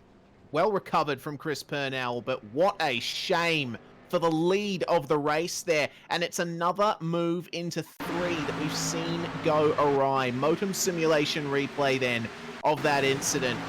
Well, we could see that Purnell, he tried to get the run there out of turn 2, but Danson had a bit of a better run. They made a slight bit of contact there, and again, the cars just, they touch ever so slightly, and it's almost as if they go into each other. Yeah, that engine at turn 3 is causing all the problems today. I don't know what it is. It's not that difficult of a corner, I can assure you. But something's going on down there. There's the onboard from Matt Danson, and just erasing the incident. That one, nothing either of them could really do other than not, you know, I think it's a tough on those ones. You're going at 300 kilometers an hour. It's very hard to judge sometimes, and very hard to see out the back of these cars as well for Chris Purnell's defense. And it's unfortunate. A little bit of damage to the front right of Matt Danson's car I saw. Won't be too much to affect him, but maybe just enough to unsettle him. Chris Purnell will be ever so thankful he didn't get down to the inside wall, because that would have really ruined his day. 100%. That was very lucky for Purnell. He'll have a much better time getting back up to the front than some other guys that have had incidents in this one.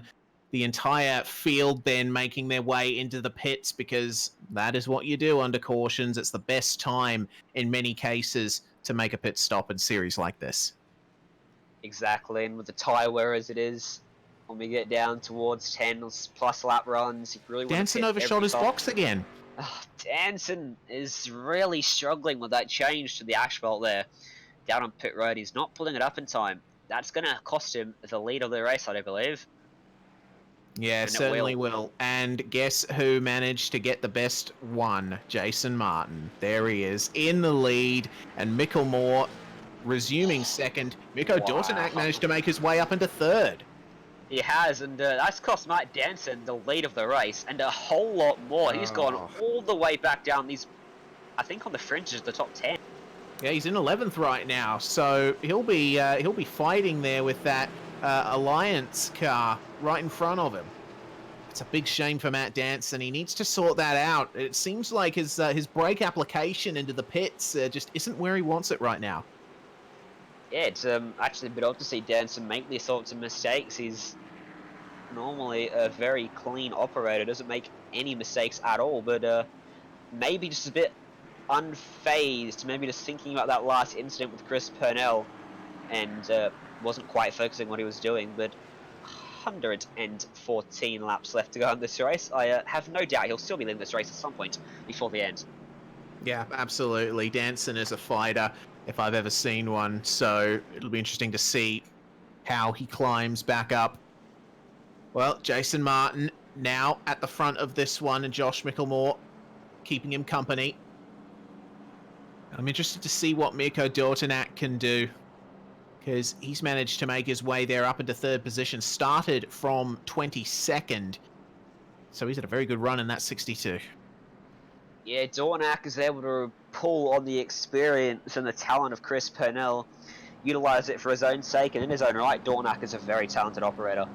And I would never put it past Dortonak to come out of the box and win a race with extreme ease. We've seen him win a couple of times in oval racing in the ANSCAR League, which is the oval league running around in Australia right now. It's hotly contested, and Dortonak, if you can win in that, you can win in the major series for sure against a lot of the same operators. To be quite honest with you, half that field's in this race right now. Yeah, exactly. ANSCAR is a great breeding ground for oval talent. I raced a season in their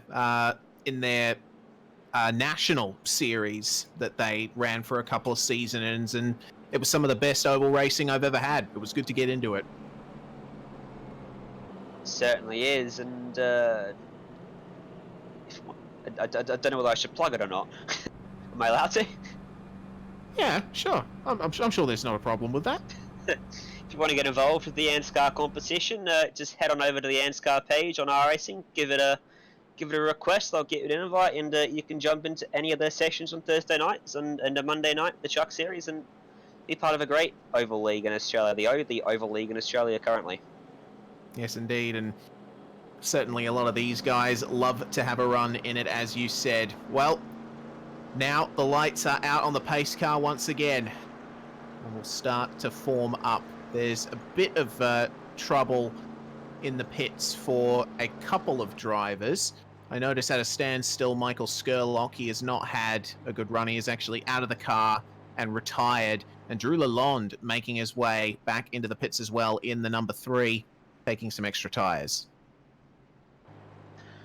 Ladon has managed to keep himself on the lead lap after that pit road start earlier on. I'll get some fresh tyres on that car. Big shame to see Skurlock out of this race, and Danny G retired a long time ago as well.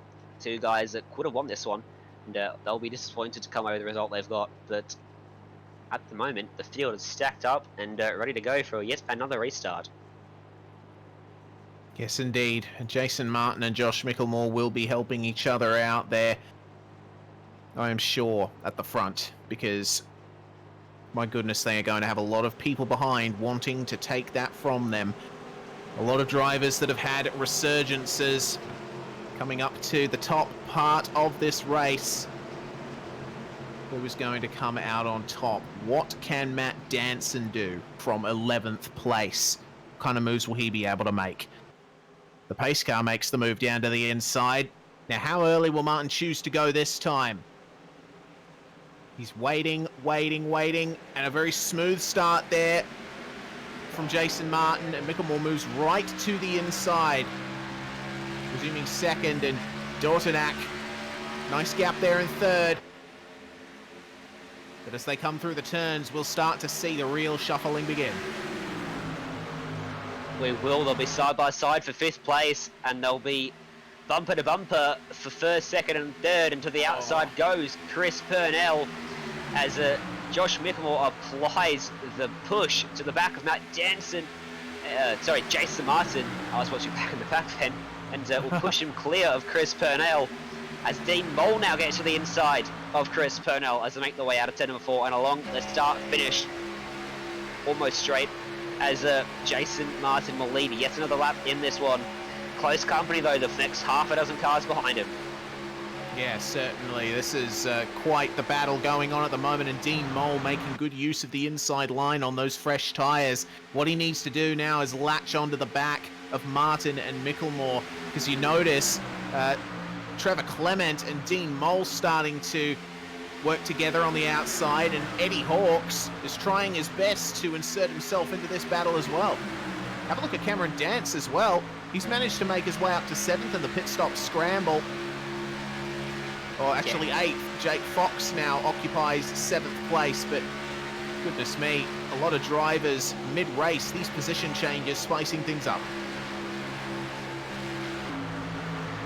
The 3 kinetic cars are lined up on the inside there. Dean Mole, Eddie Hawkes, and Jake Fox all lined astern to see whether they can work together behind these leaders to execute a move for the lead of the race. As Matt Danson is just on the back of this little, well, not little, this big pack of cars, all fighting for the lead of the race. He's going to get by the first car in line. He's going to be right up behind that first kinetic energy car. In his sight, he'll look to the middle of the racetrack. He's underneath Cameron Dance right now. Your pro standings leader is just up in front. There was almost contact. He's making a charge. And Micklemore, but Dornak with a fantastic run. He certainly is. Dortonak had an absolutely storming run around the start-finish stretch, and now he's actually leading the charge of the outside line. Jason Martin and Josh Micklemore on the inside. Don't know if Dortonak will be able to stake a claim for the lead here on that outside, at least for the next couple of laps, because the inside line does seem to be the way to go at the moment. It certainly does, and it seems to be the way to go off the restarts, and then as the run goes on, you want to be able to arch the corner and use every little bit of the track as free wide again further back, courtesy of Matt Danton coming through the field with relative ease. It seems so easy for Matt Danton. It's honestly frustrating as a driver to watch Danson do this, but it's fantastic as a spectator. And he'll almost Certainly is. he'll Oh, get in God. someone else as well. That's going to be Making Deep Hole, himself a gap. his next victim. And when Jansen wants to make a move, the move gets done. He's almost going to be in the contention for the lead of the race in just a lap or two's time. As Dornak almost led that lap from Jason Martin. It was still Martin, but not by much. Less than a tenth of a second, covering the top 3 cars that time by. Jansen gets to the outside now of Josh Micklemore. And he's up into 3rd place, and he's got a whole head of steam. He's got a huge run. He's to the inside of Jason Martin, and he can't quite make it work. Martin's leaving him a lane just in case, but not quite able to do it for Matt Jansen. He had an incredible run just then, and he almost went from 10th to 1st in the space of 2.5 laps. That's absolutely incredible from Matt Jansen. Every time he came back into the shot, he was in a different place, and you notice he's really picking and choosing his lines right now. Trying to get it on the outside and move to the inside for the exits of the turns. He's got a good run here on Mirko Dortanak and on Jason Martin. He's going to move down to the inside below the white line now, but he is not able to get the run. It's actually destroyed his momentum, almost going 3 wide into turn 3 now. And, oh, is that a little bit of a slide from Jansen? I don't know, but he's lost a bit of momentum here. Jason Martin skipping away just slightly in the lead. Have a look at Dortanak now, taking advantage of the side draft. He's going to try and take the lead here, coming into turn 1. Almost, but not quite. Will Martin be able to keep himself on the inside, use that momentum, that grip, that rubber? He is able to, but it's another stalemate this time. No! Shot on the back straightaway. no! Chris Burnell's involved as well, and Edward Foster's going to squeak through. There's a couple other cars involved in that one. Oh, goodness me. Foster Right when not things were getting sorry. heated. Oh. Okay, well, very quickly we will go to a modem simulation replay. And Chris Purnell, he has certainly not had the best of runs here. Big slide there and some contact back in the pack. Has he kept it off the wall again? He has. Purnell is the luckiest unlucky driver in this race right now. He's managed to keep it off the wall again and will escape too much damage. It was Eddie Hawks head of this train. This was a very energized pack. I was just going to mention it. Just the slightest bit of contact on the back straightaway. And around they go. And Edward Foster, as I mentioned, looks like he's got hard on the inside wall. And on board with Daniel Stevens for MFR Racing here. We'll get a look at his view. Wes Foster in behind him. This is the Purnell car in the middle there, up in front, just into the right rear. And a bit of nose-to-tail contact there as Kinetic Energy car gets involved with Jake Fox. Daniel Stevens gets a bit of rear-end contact from Foster. And just an awkward crash again. It's just... Yeah. I think that the high speeds are really exaggerating the collisions, because you can see Eddie Hawks, he got a very hard hit there, and it just induced a tank slapper. He did well to keep the car going, but certainly would have been a nasty surprise for him. Yeah, that was a very energized restart. There were 3 wide quite a number of times, and all the way up and down that pack. I had a feeling something was going to happen, and it did. But we'll see whether Martin can keep the lead of the race, whether Jansen can actually make his pit box this time. Looks like he has, which is a good start for him. Yep, certainly. But will Jason Martin be able to get a fantastic pit stop once again? We shall see. Dortanak actually has managed to beat him this time. Martin manages to beat Jansen, who falls behind Mole, but Mirko Dortanak is in the lead of this race now out of the pit stops. Mirko Dortanak, not Miko. I was saying Mirko, but the R sound wasn't coming through. It's okay. Well, we take a look from the back of the safety car as Dortanak comes up to the back. And this is going to be, I think, a nice moment of calm for Mirko. He is quite the he's quite the hard fighter, but this will afford him a little bit of freedom. He's fought well in this race as Dornack and managed to get himself up into the lead of the race. He just got the lead of the race away from Jason Martin at the critical point when that caution flew. And he will get a chance to control this restart. And just having a look down the order, some of the biggest movers in this race. Josh Micklemore's come up from 13th to 4th. Cameron Dance is up 10 spots. Shane Bowen is up in 9th place from 20th on the grid, so good race for him. Edward Foster's come up 7 as well, despite all the troubles. I think he's been involved in 3 of the 5 cautions today. Yeah. So he's had a really rough race, but he's doing alright so far. And where is Chris Purnell? He's managed to get back out of the pit lane. It looks like he is has. out on track. Let us have a look at his car and see how much damage he's got, because he's shown he's got the pace to lead this race. But it looks like a bit of damage to the left rear of his car. But other than that, it looks pretty clean, and he might just be able to escape without having too much damage affecting the speed. Yeah, well, what we got to remember also is in the Majors series, everyone gets a spare car that they can use at a pit stop at some point. And the reason I think we're seeing a lot of damage being carried through is because the drivers are just waiting to take that spare car as late as possible. Because if you take it early on, you've only got the one. So if you end up getting involved in a bigger incident later on, you're basically done. Yeah, exactly. And at a track like Michigan, it's a bit easier to gauge that. Somewhere like Daytona, what we saw at the very start of the season, that was certainly a tough one where you had to choose whether to do your car swap if you needed some damage repaired. And it's all about feeling out when you've got enough damage to affect your performance, because when that happens, you want to come in and stop yourself from losing too much more time. But right now, if they feel like they can keep going, they'll keep going. Absolutely, because on a track like this, those little bits of cosmetic damage won't mean very much. It's only when something feels incredibly wrong with the car or you're lacking straight line speed that it's worth coming in to get damage fixed. Yeah, exactly. And we'll see the lights go out on the pace car. We're going to restart this time by, from our 5th caution of the day. We'll hit halfway mark off this restart as well. And halfway point in this race, we've had a whole race worth of action so far. Yeah, we certainly have. We've had quite a few shufflings of positions, especially up the front. The pole man is going to be starting in 4th place off this one.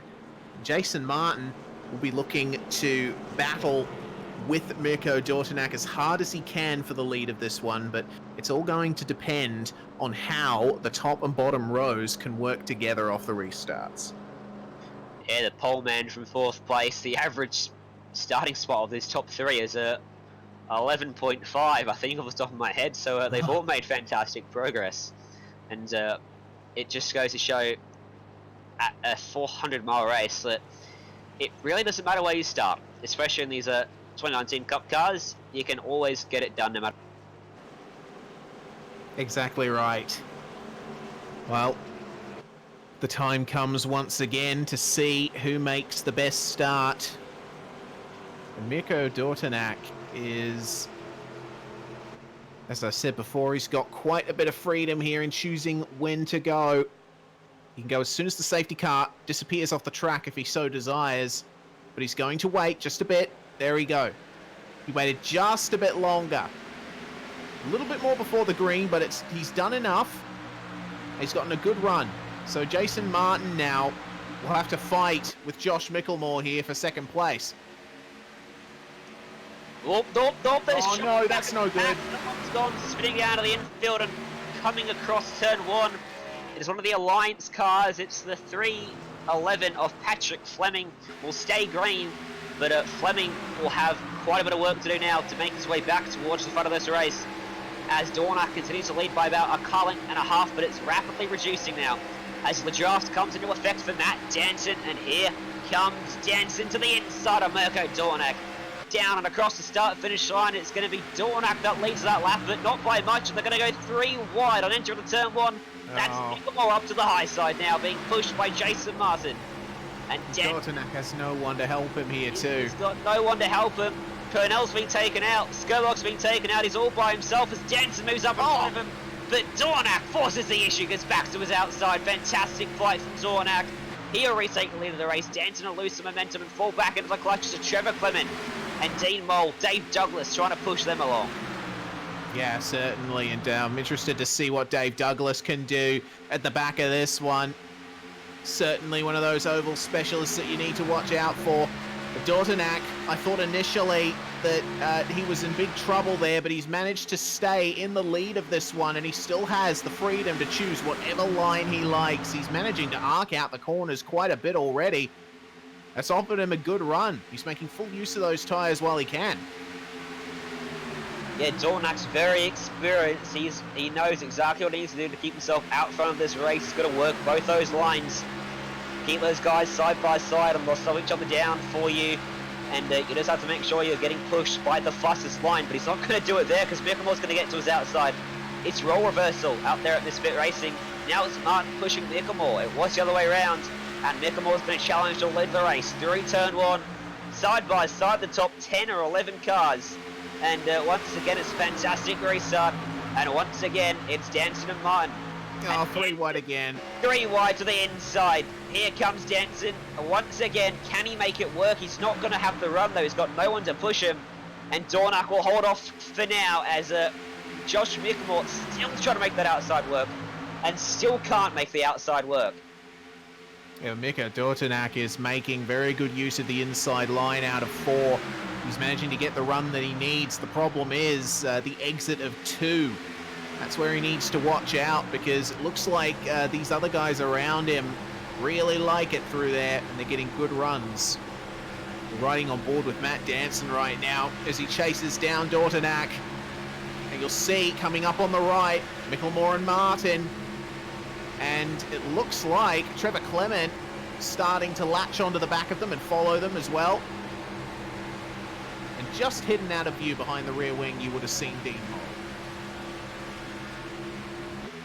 They're fighting hard. They're 3 wide. A couple of positions back there. Mickelmore, Douglas, and one of the MFR cars going at it and almost making contact. Oh, that was very close. It's still very close. It's Gerard. It's almost made contact, and out front we've missed it. They're 3 wide again. Oh, it's no. Jensen again on the inside. This time Dornak's on the high side. Mickelmore's shooting in the middle, and Mickelmore's got the best run of the 3 of them. He's going to go to the lead of the race now. And Jensen again can't quite get it done as they're almost 4 wide behind him. And now they're going to go 3 wide. And here comes Dean Mole and Jason Martin. Oh my goodness, have a look at the draft that Martin is getting there from his teammate. There in the middle, still 3 wide coming into turn 1 for second. Have a look there at Danson on the inside. Trying his very best to get a good run and use those tyres. Martin now, almost going to the inside of his teammate. Look at Dortonak now on the outside, getting a great run all on his own. It's tough for Dornak and Danson. They've got no one to help them as Danson gets it to the outside of Jason Martin. He's going to try and push Mirko Dornak along. If these two can work together, watch out because they're going to be an almost unstoppable force. These two are the very fast race cars that these two have got underneath them. As they power to the outside of Josh Mickelmore now. Down in towards turn number 1 they go. And Dornak will poke his nose back into the lead of the race. But Mickelmore will get it back to the middle of the corner. But look for the run down the back straightaway. Danson will push Dornak ahead of Josh Mickelmore. Martin is not anywhere near the back of Mickelmore right now. He's not giving them any help whatsoever. And Dornak is back into the lead of this race. Excellent passage of play there from Dortonak and also from Danson as well. But you can tell that Mickelmore wants this victory. He's willing to fight as hard as he can for it. The top 17 are covered by 2 seconds on track that time by. Mickelmore now falling behind the top 2. And have a look at Trevor Clement trying to make that outside line work. Battling hard with Martin. Here's those top 3 guys, a single file right now, and they're fighting hard for 5th on back now as Clements is able to clear Martin. And now it's going to be Martin trying to hold off Northway. Northway. Is that Northway's up into 5th place? I had to take a breath and just pause there because I wasn't sure I was believing what I was seeing. How the hell on earth has he gotten there? Fight back. The fight back of all fight backs, I guess. He's used those cautions to his advantage, pitted whenever he can, been able to get in position and use the lucky dog to his advantage, and he's made his way back up into the top 5, has Robert Northway. Fantastic stuff. Not only that, he's ahead of Jason Martin now. Dave Douglas now has managed to take a position on Martin. Oh, that's incredible for Northway. Fantastic effort from him. And there's been some incredible fightbacks in the first half of this race already. Douglas is one of them as well. Not quite as dramatic as 3 laps down, but he's been involved in an incident, and he's back up there in 6th place. And Jason Martin, just at the moment, struggling a little bit for some grip in that car and for some pace. He's fallen back now behind a couple of guys we didn't think we'd even see at the front of this race. But there they are, and out front, Dornack and Danson. They're line astern, they're almost making contact, they're almost pushing each other. But Chris Purnell is on the fight back trail as well, because he's back up underneath Cameron Dance for 10th place, and he's been involved in 2 incidents. He's not hit the inside wall through sheer pure dumb luck or some incredible skill, but it doesn't matter which you get sometimes, as long as you get one of them. Yeah, exactly. One of them is more than enough. Well, the field's starting to move into single file form now, as a single line has now formed across the track. Mirko Dortonak still in the lead by just a few thousandths from Matt Danson. And the top 4 look like they're starting to break away from the chain that's forming behind them. Yeah, they are. They're working it well. They're not... Danson's not fighting Dortonak for position at the moment. He's just happy to sit there and push him along. And those 2 guys behind him are using that double toe that they're getting to go with them. And the gap back to 5th place Northway, I still can't quite believe it, is about half a second, which isn't too much, but it's just enough in oval racing to break some of that toe that they would otherwise be getting. Incident in the back! There's a car down onto the... Wow, that's not going to be a caution, but that was a huge incident for Brett Gerards.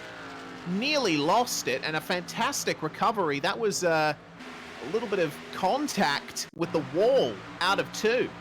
We'll get a replay of it right now. You about jumped out of my skin, you scared the crap out of me there. We're going to replay here. No one's got on for the MFI Racing guy. Up into the outside wall. Yep, into the outside wall, spinning down to the inside. Manages to hold onto it though, and keeps the car pointed in the right direction. Purnell was very lucky to escape yet another crash. And it's like Cameron Dance as well was right there in front of that. How close did Purnell get? That close! Oh! It's like that guy who just keeps getting struck by lightning. Lucky in all the wrong ways is Chris Purnell at the moment, Yeah. But that battle for the lead still going as hot as ever, and the top 2 actually broken away from 3rd and 4th.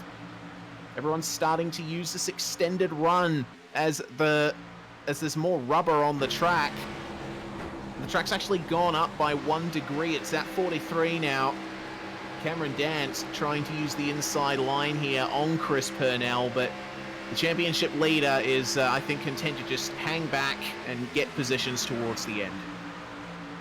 Yeah, it's that stage of the race where I'd be surprised to see a lot of drivers just settle into the long haul and make their way towards the next green flag, or the next round of pit stops, which probably occur under green flag, and then we'll start to see some more energized battling as we get closer and closer to the end of this race, as Danson's still content to just sit in behind Dornack. He doesn't want to make the move.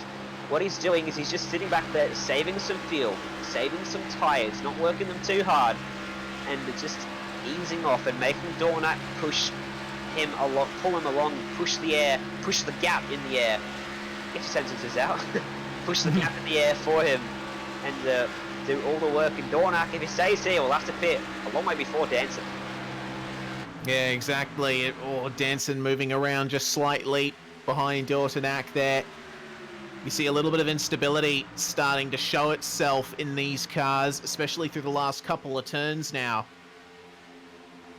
And the last time all of these guys pitted, the actual, in terms of actual pit stop times, which of course don't mean as much in NASCAR racing as they do in other forms of racing, it's still interesting to see that Matt Danson actually had one of the quicker times spent stationary.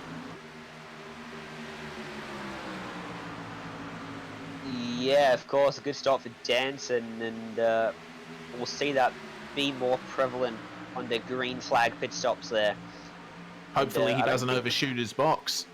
Yeah, well, it's been the biggest issue for Danton. He's at the pace, so right at the front, almost unchallenged with the exception of Jason Martin and now Mirko Dornak.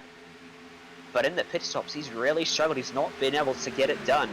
But I don't think we're going to be seeing any two tyre gambles from drivers, which means the fuel conservation will do nothing other than allow you to extend your run and go for an overcut strategy.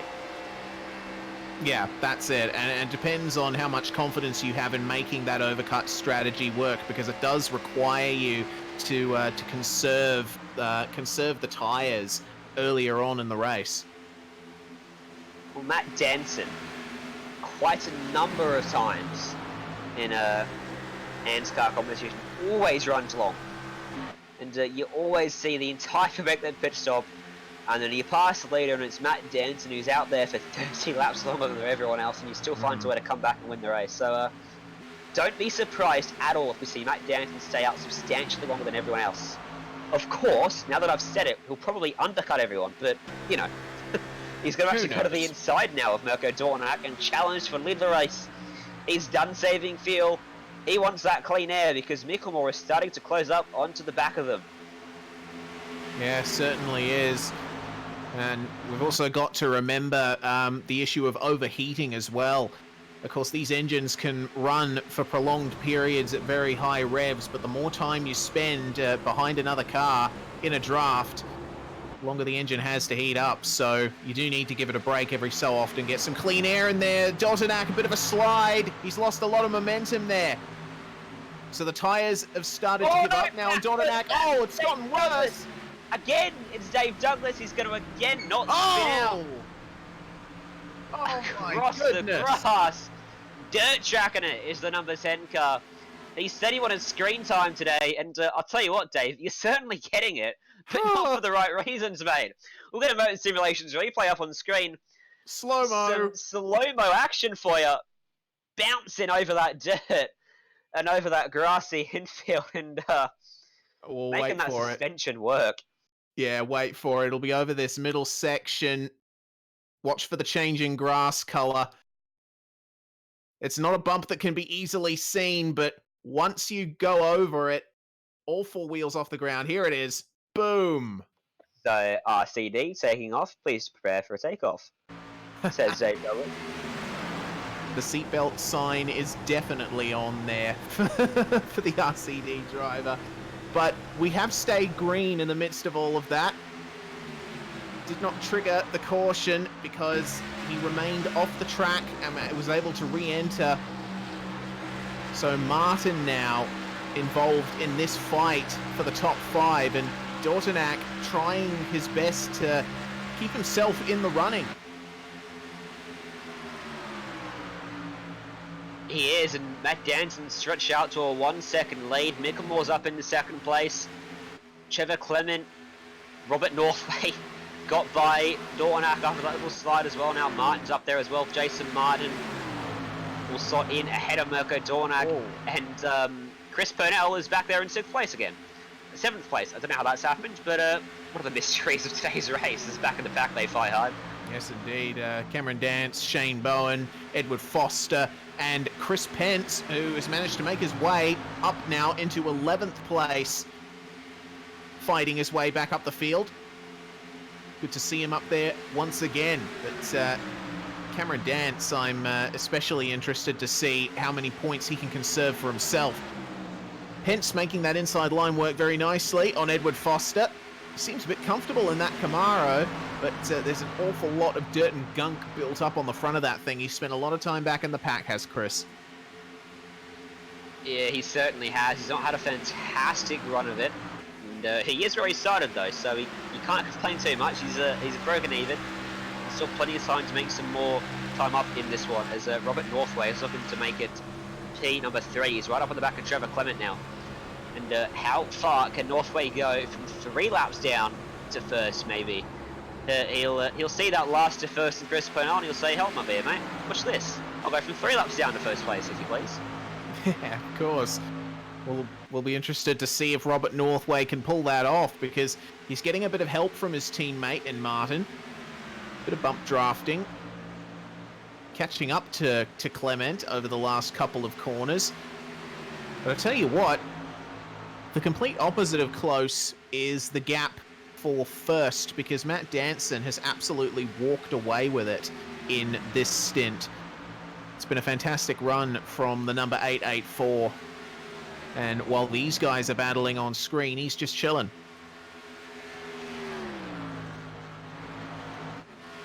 I reckon we're about 10 laps away from seeing green flag pit stops in this race. And that's an interesting number, because they're not going to be able to make it home from there. They'll be pitting around up 136, 140, they'll have 6 laps to go to the end. And that's a very awkward number. They're going to have to pit for maybe 1 can of fuel, so maybe 2 tyres could work. Perhaps, but 2 tyres around a track like this is certainly risky. Yeah, it certainly is, and not for the guys at the front, maybe further back in the pack, and not further back in the pack as Robert Northway now. Up into 3rd place he goes, as Clement almost wipes the wall on exit. And Northway will dive down and not let him get any of that draft. He'll give his draft, in fact, to Jason Martin, who's going to follow him through to the inside of Trevor Clement, sorry, my bad. And that's going to be almost moved on for Martin if he gets some more distant draft off his teammate there up in front of him. And Clement starting to fall backwards once again in this race. This front pack starting to spread out a bit. Nickelmore, though, is starting to make some inroads back to Matt Denson. It was out to 1.1 seconds. It's come back to 7/10 now. It certainly has, and closer he gets, the more extreme the draft effect will be, but we'll have to wait and see how the 2019 Aero package affects that, because we have seen big packs forming and drivers having issues catching up, because the amount of downforce that these cars produce is a bit more than in recent times, and they've also got a bit more drag too. Trevor Clement and Mirko Dortanak fighting for 5th and 6th. You'll be able to see how moves are made once again. Dortanak doing very well to keep himself in the mix there. Not quite going to clear him off turn number 2 though. No, not quite, but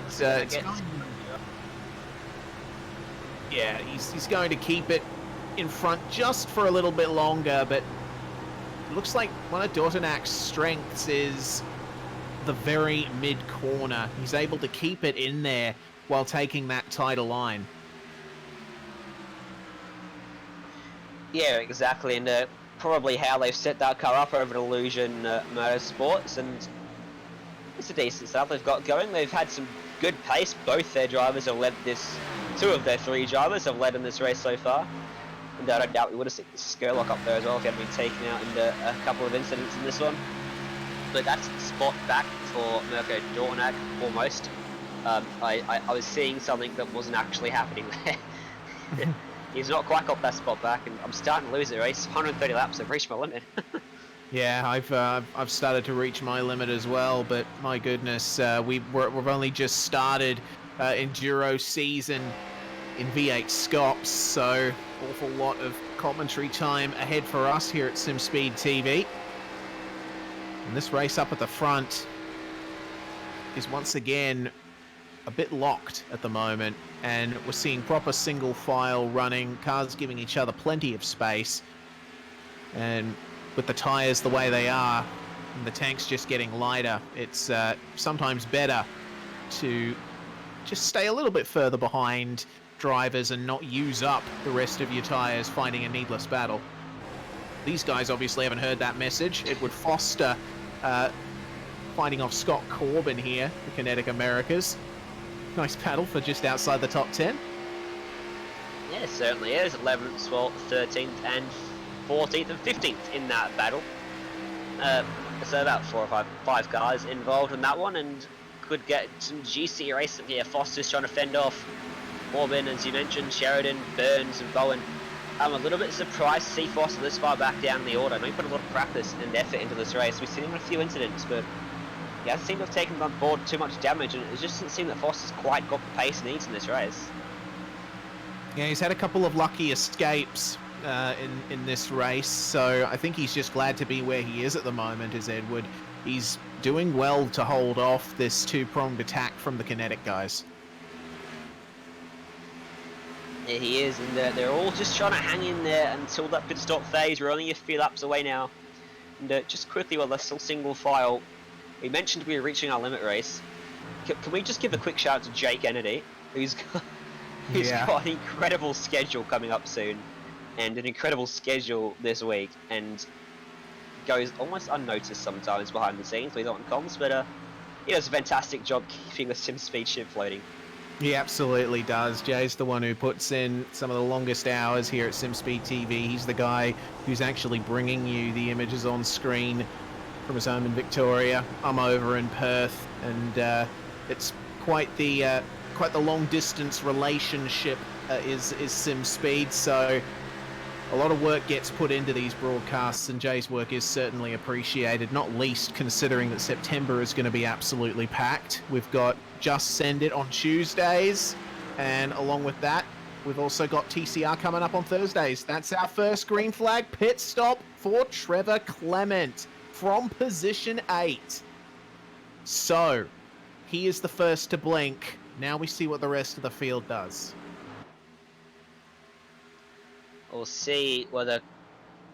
Yeah, it's going to be very tricky. Will anyone make a mistake getting down on the pit road?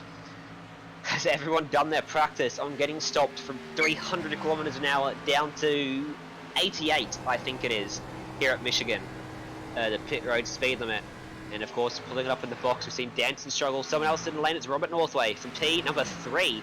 When did that happen? Is it P3? Yeah. Of course, Robert Northway, one of the best fight backs I think we've seen out of this entire field.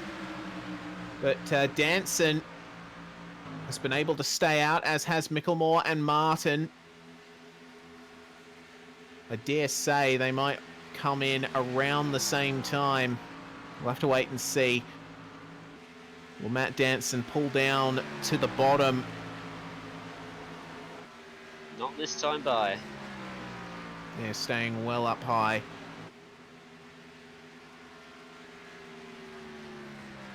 All the oval regulars are staying out, and Dean Moll is going to come in as well. So that might tell you something. Good. Oh, Dean Moll almost lost it coming into the pit lane there. He struggled on the final phase of that braking area. But it might tell you something that all the oval regulars are staying out for now. Yeah, for sure. And these guys, things are starting to heat up a bit in the cockpit once again for Cameron Dance and all those behind him. These guys will probably all pit around the same time, and since they're all close together, no one wants to be the first. Micklemore in as well. Yep, so they're following each other in. Burnell. Yep. Rightio. So, what will Martin be able to do here? He's been one of the best on pit stops throughout this whole event. And pressure on Danson to perform here. He'll be coming in when he does from a very big lead. He will be. We'll see whether he does go for that overcut strategy I mentioned he's so fond of. It looks like he's keeping it low, and it looks like he's going to come down into pit road. Oh, I thought he was going to get into the back of the 311 car there. Didn't do so. He's on the pit road. Relatively simple stop for him. No issues between Micklemore, Martin and Purnell though.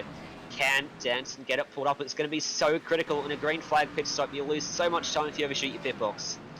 Yeah, for sure. We watched Dance and Foster go side by side at turn number 1. And he does make his pit box. So yes! That.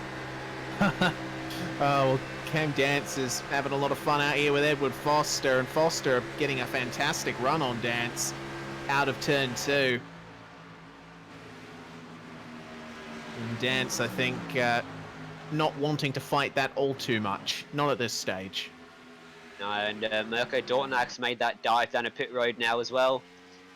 And we'll see where he will cycle out. Matt Danson, it's going to be right in front of Josh Micklemore. but no, it's a lot further apart than I thought. He's made that work pretty well as Matt Danson, and he's still got about a full second advantage over Mickamore. But Mickamore's got the momentum. It's going to take just a couple more corners for Danson to build up some of that speed, and you see that Mickamore is still closing in with Robert Northway for company. And look at this. This is going to be one head of steam that Northway and Mickamore have. Will we see Northway to the race? We'll see Mickamore to the inside. Danson goes back to P3. Northway's in the second. Martin's still back there in fourth. He didn't quite get the pit stops right. But this is going to be an interesting battle now. These top four guys all really close together. Purnell's just lurking back there in fifth as well. Yeah, he certainly is. Great move by Mickamore and Northway to the inside. Everyone has pitted now. So as we like to say at SimSpeed TV, the field has been cleansed. Have a look here at Martin and Danson catching up to the back of Northway and Mickamore again. Battle for the top four now on track. And this is effectively a restart style battle without the restart. So they don't have a huge field of cars right behind them. They can focus on working around each other. Yeah, exactly, and it's going to be a fantastic finish of this day like this. I really want Northway to lead this race, purely for the fact of the storyline of 3 laps down to first. But Matt Danson might have something to say about that, because he's going to get to the inside of Martin, he's going to get to the inside of Northway, and he's going to pull right up to the back of Josh Mickamore. That was quite the run that Danson just had, and he's going on with it. He's going to get to the inside of Mickamore as well. Yeah, he is, and not able to take the lead over the stripe, but he'll be able to hold that foot flat to the floor through 1 and 2. Have a look at the mid-corner momentum that he gains. Will he be able to preserve it on the exit, though, is the question. Doesn't look like it. And now there's 3 drivers all drafting each other on that train round the outside. Danson is, well, I was going to say he's left high and dry, but he's not exactly high on the circuit at the moment. Chris Purnell's catching these guys as they go side by side and side draft and cost themselves time, so it could be a 5-way battle before we know it. Mickamore will again lead that lap, and Danson again trying to make that inside work, and again just struggling with no help right now. Yeah, he's got that mid-corner momentum once again, but you need someone to work with on the straights, and Danson just doesn't have that right now. He might have to fall in behind these guys at some point, because the run that Martin has there with that double draft just seems a bit too much down the straights for Danson to deal with, despite how hard he's pushing through the corners there. There it does. He's just slowly falling back further and further every time they go by that start-finish stripe. You can tell it's not working. We'll see what effect John King has on this fight for the lead here as he gets up there on the high side. He'll take some of the air off the front of Mickamore's car. Northway is going to drop quite a bit back now, and that's going to allow Danson to get up there into the draft of Mickamore, and they won't be too happy about that. They'll have Danson up there off the inside line, and now he's going to be able to make something work here. Might be able to get a bit of a run. He's probably the perfect gap behind Mickamore to get a run and maybe slingshot down to the inside, or maybe even go to the outside. Matt Danson, 3, 1 and 2. Yeah, we'll see. We'll see indeed. But he does like to change his lines, does Matt Danson. He starts out on the outside, but flicks to the inside there, getting a great over-under on the exit and managing to preserve that run. Yeah, that was very clever from Danson to keep his momentum up there and not cost himself anything on entry. Just behind Chris Purnell's found his way back up into 3rd place almost, and yet he does take 3rd place away, so we could see Purnell back mid in this race after being involved in 2 spins in the space of 2 caution. Indeed we could. There's been some incredible runs in this event so far, but now these guys have drawn back up to each other. They tend to draw apart and fall back together multiple times in a stint. Now, that's what I love about oval racing, is that ebb and flow at high speed. It's fantastic to see as we take a look a bit further back in the field. That's Dean Mole trying to work his way back up. He has actually just lost 3 spots, so his race is in a little bit of trouble. And for the lead now, goes Chris Purnell potentially. There's a bit of a car width gap, but he cannot take it, or he will not rather, because they've still got a bit to go. You don't want to make a mistake with only 147 out of 200 laps left. What am I even saying? Mickelmore's down to the inside. It has been a long day. Mickelmore's down to the inside of Matt Danson in the meantime. He's taken the lead of the race away. Now Purnell is going to look to take second place away from Danson as well. And that gap to the middle was deceptively inviting, but Purnell, wisely so, chose not to go for it. He's going to go for that gap to the inside, and he almost leads the lap. He'll lead them into turn number 1 though. Purnell from the back to the front once again. He's having an incredible race as Purnell. So much action for him. He can put on a highlight reel of just Purnell himself, as Danton now gets blocked out by Martin, who's found a way by him as well. And now Northway's got to run. Danton suddenly has gone from first to being absolutely freight trained. Yeah, absolutely. Danson stuck on the outside now, which obviously is not where his comfort zone is. Northway not able to maintain the momentum though, so we'll have to stay behind for another lap or so. But Mickelmore now starting to come back at Purnell for the lead. Nobody seems to be able to keep this lead for long. That's the effect of this package, is that draft is so powerful that it's almost impossible to pull away until the tyres really start to wear off. Exactly. It'll be quite some time before they can get new boots on these wheels. And Danson now starting to use the outside line to his advantage as those tyres start to come down in grip. Going to make a challenge for the lead once again.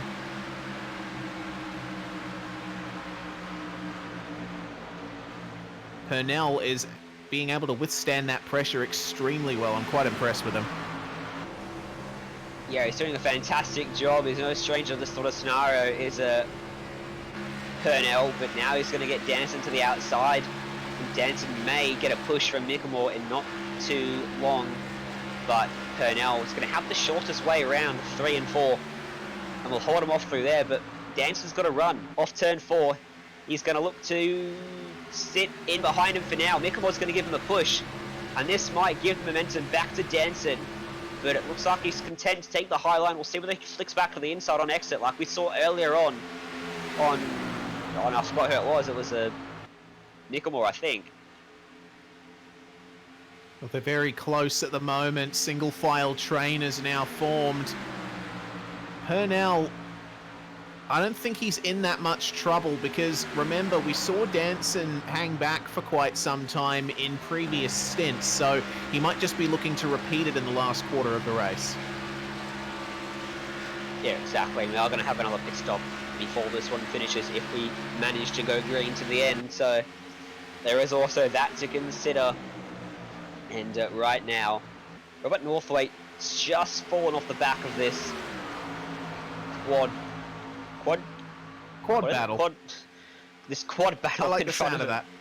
Oh yeah, that sounds good. I'll go with that. And speaking of which, Martin's actually just starting to pull off there as well. But back in the pack, look at that. Whoa. I think the car's covered by a blanket. Yeah, Edward Foster losing the lead of that pack to, I believe that is Cameron Dance. And meanwhile, the likes of Trevor Clement and Shane Bowen getting involved as well. Scott Corbin actually getting a good run there on the inside of Dwayne Burns too. Great view. Yeah, this is a good battle, this one, for P12, 11, 10, 9, 8. P8, I don't believe this one is. I just counted the cars in front of him. And it looks like Corbin may be able to slide up in front of me. Can't quite do it. We'll see. That 19 car was outside. Get that run down the back straight away. And pull back ahead of him. Corbin just struggling. He's got a little bit of damage you can see on that front right. The fender just flicked up a bit, which will be affecting his area just a little bit, making him turn a little bit more, using a little bit more of his tyres, and maybe affecting him just a bit with straight line speed. Yeah, just slightly, but Cam Dance up the front seems to be facing no such issues. Up the front of this pack, I should clarify. Edward Foster, I'm noticing big lifts through the corners. He's starting to reach the end of his tyre life, so Dance is looking quite comfortable on the outside, if I'm honest. Yeah, he is. These guys are sort of just locked in position at the moment. It's a scenario we've seen quite a few times in this race where they've been side by side and haven't been able to really make any inroads on each other. As I just have a look up front, Mukamore's looking back on the inside of Matt Danson now as they make their way through turn number 2. And Purnell's going to be loving this as these guys will slow each other up. But Danson's going to get that draft off Purnell and get back ahead of Mukamore.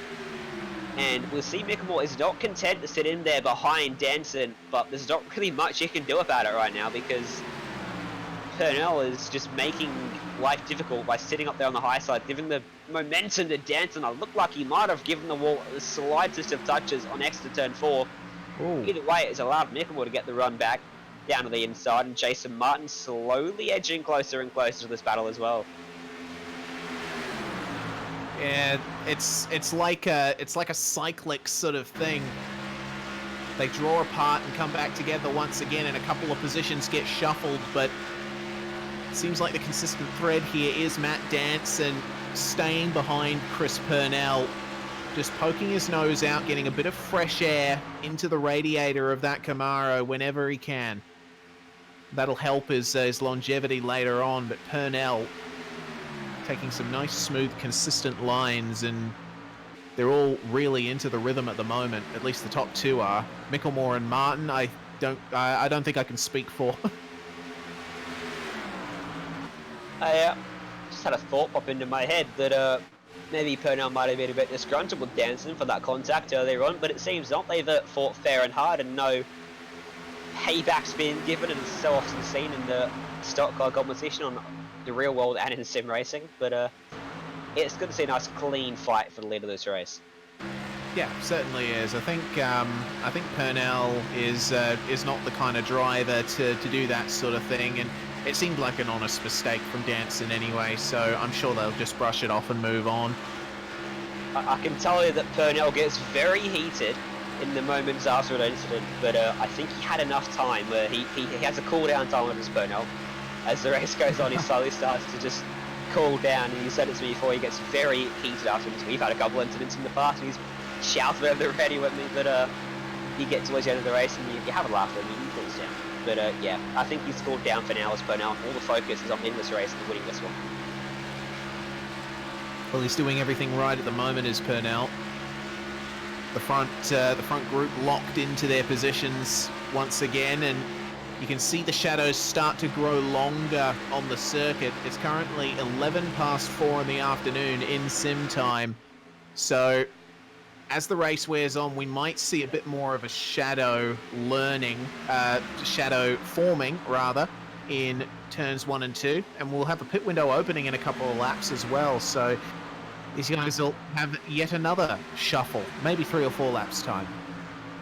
It'd be interesting to see whether they dive into the lane at the start of this pit window and go to the end on a full tank of fuel, or whether they go as long as they can, make the cars as light as they can, and then put in as little fuel as possible. It's going to be interesting, because if you pit early and a caution comes out, there's a possibility that you're really going to get hurt. Yeah, absolutely. It's those, especially if you spend about 10 laps worth of green flag running before the caution comes out. At that point, it's like, what do? Do you just jump back in, take more tyres, and end up losing all the positions that you would have otherwise gained? Oh, I thought I saw a little bit of contact there from Matt Danson in the wall. Couple of sparks. They're getting as close as they possibly can to that wall, using every last millimetre of this racetrack. This racetrack's about 5 or 6 lanes wide, so really got to arc the car through these corners. Absolutely doing. Danson slotting back in behind Purnell once again. Mickelmore actually starting to keep these guys company properly now. Martin hanging back by a car length or so. So Mickelmore's starting to come into his own once again. Yeah, he certainly is, and these 5 guys separated by 0.8 of a second. It's 8.5 seconds back to the battle for 6th place between Mirko Dornak and Chris Pence. So they've really put the gap on the field right now. They're the class of the field. But out front, the class of the field and the head of the field is going to change because here comes Matt Danson back to the inside now on Chris Purnell. He wants the lead of this race back, does Matt Danson, and he's going to get the lead of the race back, will Matt Danson. And Micklemore's going to follow him through. That was a fairly convincing move. Yeah, absolutely. Like, see you later, mate. I'm done, thank you. But we'll see what happens here. Danson trying to pick a lane. Because he knows whatever lane he chooses will be the one that he is stuck with for the next lap or so. Pick a lane, you've got 6 to choose from. Pick one and stick with one, because if you start changing when you've got a car next to you, you're going to cause a big crash. But thankfully these guys are experienced enough to not do that sort of stuff. And they are going to go side by side though. Josh Micklemore wants to lead this race away from Matt Danson. Not going to make the move as convincingly as Danson did on Chris Purnell. But he's going to make the move. Will he lead the lap? It's going to be close. And he won't quite lead it 0.02 of a second in it. As Jason Martin and Robert Northway be brought right back into this battle now. They certainly have, but have a look at Danson's run through the mid-corner on the outside. He's just able to get on the throttle so much sooner. Meanwhile, Micklemore struggling with a lack of grip on the inside. Here comes Chris Purnell again. That momentum loss for Micklemore, so critical, and will hurt him now. He might even come under threat from Jason Martin, but they should just be safe from that. Purnell will move back into second place, and will set his sights back on Matt Danson for leading the race. He's got a run on him. Can he get to the inside? He's going to push him into turn number 1. And Purnell says, there you go, there's some more speed for you, mate. And Danson will take that and will run away with about a 3/10th advantage now down the back straightaway. He certainly will. Matt Danson doing very well to maintain the lead of this one, as we've seen him do before. But Purnell has much to fight for, as we see the first pitter, Dean Mole, taking that stop. Is that Micklemore pitting? Yes, it is actually, and following him in is going to be Jason Martin and Robert Northway. So these guys have decided to go for that long run to the finish.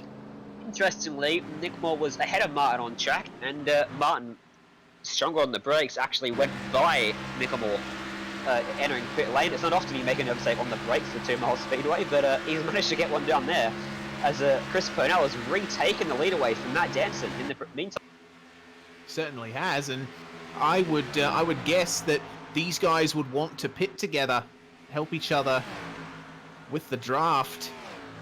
So they're just looking with bated breath at their fuel gauges.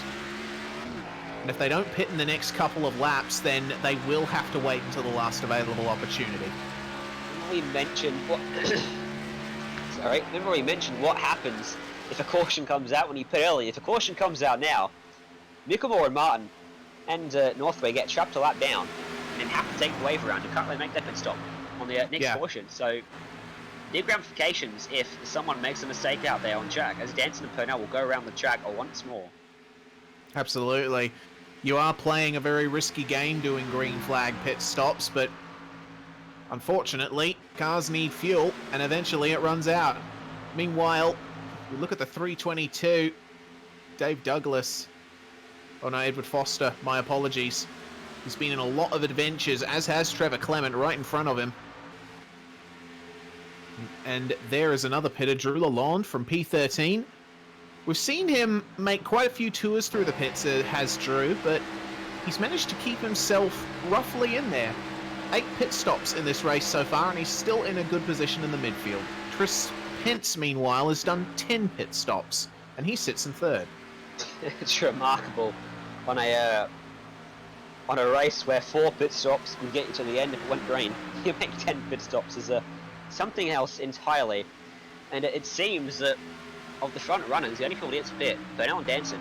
Pence is 10 seconds back, Clements is even further back himself. And right now, a lap down are Micklemore, Martin, and Northway. Yes, indeed, and oh, that was a bit of a problem there on on our end. Our apologies. But the battle here, drawing up along the front stretch, Josh Micklemore trying his best to stick with Jason Martin here. And they'll be hoping that no one makes a mistake as the tyres go down. See, Micklemore and Martin are working together to get themselves back up towards these guys and get themselves back onto the lead lap. They're not fighting for position at the moment. And being teammates, not surprised by that at all, as we see Danson and Purnell going around again. And now we're starting to see a bit of the typical Danson bit strategy of staying out longer than everyone else. Yeah, exactly. And I think Purnell wants to be able to pit with him, because if he pits at any other time, then he stands a chance of losing someone to work with. There's another guy on pit lane, Scott Corbin, making his way in. The issue Purnell has, if that's his strategy, he's in front of Matt Danson right now. Yes. But it looks like Purnell's pitting, and Danson's going to come with him. They're going to be side by side coming in. Purnell! Oh, he's done a good job to not take them both out. Another little ding on Matt Danson's car for the record. And another ding on Purnell's car for the record as well. We're going to motor simulation and replay up on board. This is Danson. There's Purnell. There's the wheel work from Danson to keep that car under control. Right up near the grass as well. He could have really looped it there, but good race for both of them. We'll see how powerful the undercut was for Jason Martin and for Josh Micklemore. They weren't on the tyres for quite as long as the other set, so it won't be quite as powerful, but it should still be effective enough to see them lead this race. Purnell will come out ahead of Matt Danson by about 3 or 4 car lengths. As they're still getting up to speed as Micklemore and Martin going at full pelt through 1 and 2. I get the feeling they're going to get them both. Yeah, they definitely will. Danson is swallowed up by these two. Purnell, I think he might have a chance to defend here. We saw the scenario earlier on with Matt Danson, I do believe it was, coming out almost half a straight in front of everyone else and got drained. And we'll see the same scenario here as Jason Martin and Josh Micklemore go right by Chris Purnell. Just unable to get the speed of that car up quick enough to get back to them. But in a couple laps time, we'll see it flow the other way in favour of Purnell. And Matt Danson really lost out in that pit stop, didn't he? He absolutely did. And, pit stops have not been Matt Danson's strength in this one. So disappointing for him. And there's a fair chance that we might not see another caution before the end of this race with the way things are going, the way everyone's spaced out so much. So who knows if he'll be offered much of a chance to catch back up. You know what you've just done, right, Rez? I know what I've just done. I know exactly what I've just done. We're going to see a caution the next 10 laps, I can guarantee it. Good old commentator's curse, never fails. We'll see what that comes into. Danson's lost more so in that lap. Maybe a case of... I don't know, that's interesting. Purnell was right up behind Micklemore and Martin, would have had the draft to get back up to pace quickly enough. Danson maybe just getting back up to speed only now, so not good news for Danson. Good news for Chris Purnell though, he's to the outside of Josh Micklemore and trying to challenge for what will be second place in this race once everyone else makes their pit stop. Cameron Downs, Daniel Stevens, Brett Garrett, Jake Fox and Kevin Hill are the 5 cars yet to make a stop. Yeah, we'll probably expect them in more towards the end. There goes Purnell by Micklemore on the outside, siding to the inside again. A great run for Purnell. That's a fantastic move. Taking advantage of those tyres that are just a few laps younger. And he'll retake the lead of that race pretty conclusively. That's a good move for Chris Purnell. Around the outside up to the inside. It always feels as good as a driver to make those sorts of moves as we see Fox into the pit lane. Can Purnell hold them off now? He has 25 laps to go until the finish of this race. Will we see a caution? Will we see a green flag finish? And what can Danson do? He's so far back. He's in struggle street. He's been so dominant for most of this race. It's surprising to see him that far back now. Yeah, it certainly is. He's lost another second on that lap alone. That's how much it's worth working with someone as opposed to being on your own. So, yeah, a caution, I think, might be his only hope for now. Certainly could be. Oh, that was smart from Chris Parnell. Dived down the inside, so Martin couldn't get up the draft because there was a laps card on the inside there. And unfortunately, it won't help him too much. Martin's still going to flop to his bumper. But that car, the kinetic energy car of kinetic racing's car, sorry, of Eddie Hawks, is going to be a nuisance to Jason Martin. Martin cannot arc those corners like he wants to because that car is right on the inside, right where Martin wants to place his vehicle. That's just it. And blue flag rules. I mean, of course, if you come from the road side, you might be thinking, isn't he shown blue flags? Shouldn't he let them by? But it's a bit different in oval racing. Lapped cars don't have to let by passing ones at the very first opportunity. But if they properly impede them, then I suppose a penalty should be given out. Just one of the nuances of oval racing. You've got to deal with lap traffic, and they still haven't managed to deal with it because he's managed to get back around both of them. And caution, we've got a track. There we go. Mission accomplished. Race. Oh, and it was that's Edward Foster.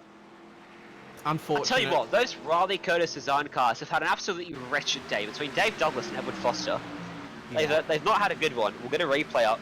Fortune Motor Simulation. What has unfolded here is on the outside of there, across the start-finish line, and I don't think it's a crash into the turn 3 for once, and it's not. It's just been rotated by Shane Bowen for Avatar Auto Racing. Got on board here. Has Bowen moved up? I dare hazard a guess he probably has. Yeah, he did. That's a shame there for Edward Foster. I don't think he really did anything wrong there. Yeah, that's an unfortunate incident. Again, seems like almost everyone who's been spun out today has been spun out by someone else's fault, and they've been an innocent bystander. But Kevin Hill, Master Stroke, he's leading this race. He hasn't made a pit stop. Will anyone come down to make another stop? Yes, indeed. They all will. So Kevin Hill, Wow. he's going to lead this race. From just about nowhere. That's incredible. Kevin Hill, we haven't paid much attention to him. Started in 7th, and Cameron Dance staying out, and he will take the lead now, Cameron Dance, because he pitted on the last lap. What did we say about Dance? Watch out for him towards the end. He went into the pits when the caution came out. If Kevin Hill can get a good pit stop here, this is going to be an interesting front row, but he's not going to have a good pit stop at all, actually. And he's going to just... He's got a problem, does Kevin Hill. That's a shame. Would have been nice to see him restart on that front row with Cam Dan. Yeah, that is a shame. It looks like he was just taking a bit of extra fuel, maybe got a speeding penalty or something like that. I'll go back and have a look. Shame for Kevin, but Chris Purnell then, now in 2nd, and Cameron Dance, well, he was aiming for the end of this race to make his moves, and, well, he's certainly made his case here. But he's going to have a huge fight on his hands. Remember, he was hanging back for most of this race. We don't know if he has the pace of the leaders. Yeah, leading the pro standings. Got to be a little bit careful, and he shouldn't lose too much in the standings, even if he doesn't win this race. Chris Purnell, of course, is 700 points back, and Robert Northway as well. They're the two guys off the top of my head that I can remember that were in contention to make some moves in that pro standing, in the pro standings. So they're having good races, and Cameron Dance will be a little bit wary of those guys, but it's going to be a juicy restart. Just about 16 or 17 laps to go when we restart here. Cam Dance will be off the front row. Chris Ponaldo is outside. Martin and Danson will start off the second row. That's an incredible second row. Yeah. Martin and Matt Danson. And then Mickelmore, Pence, Dortnack, Northway's back in 8th place. He had been running up in the top 3. He'll be a little bit he'll be a little bit disappointed about that. And then it's going to be Trevor Clement and Dwayne Burns who ran out the top 10 there. That's how things stand coming into this final dash towards the end of this one.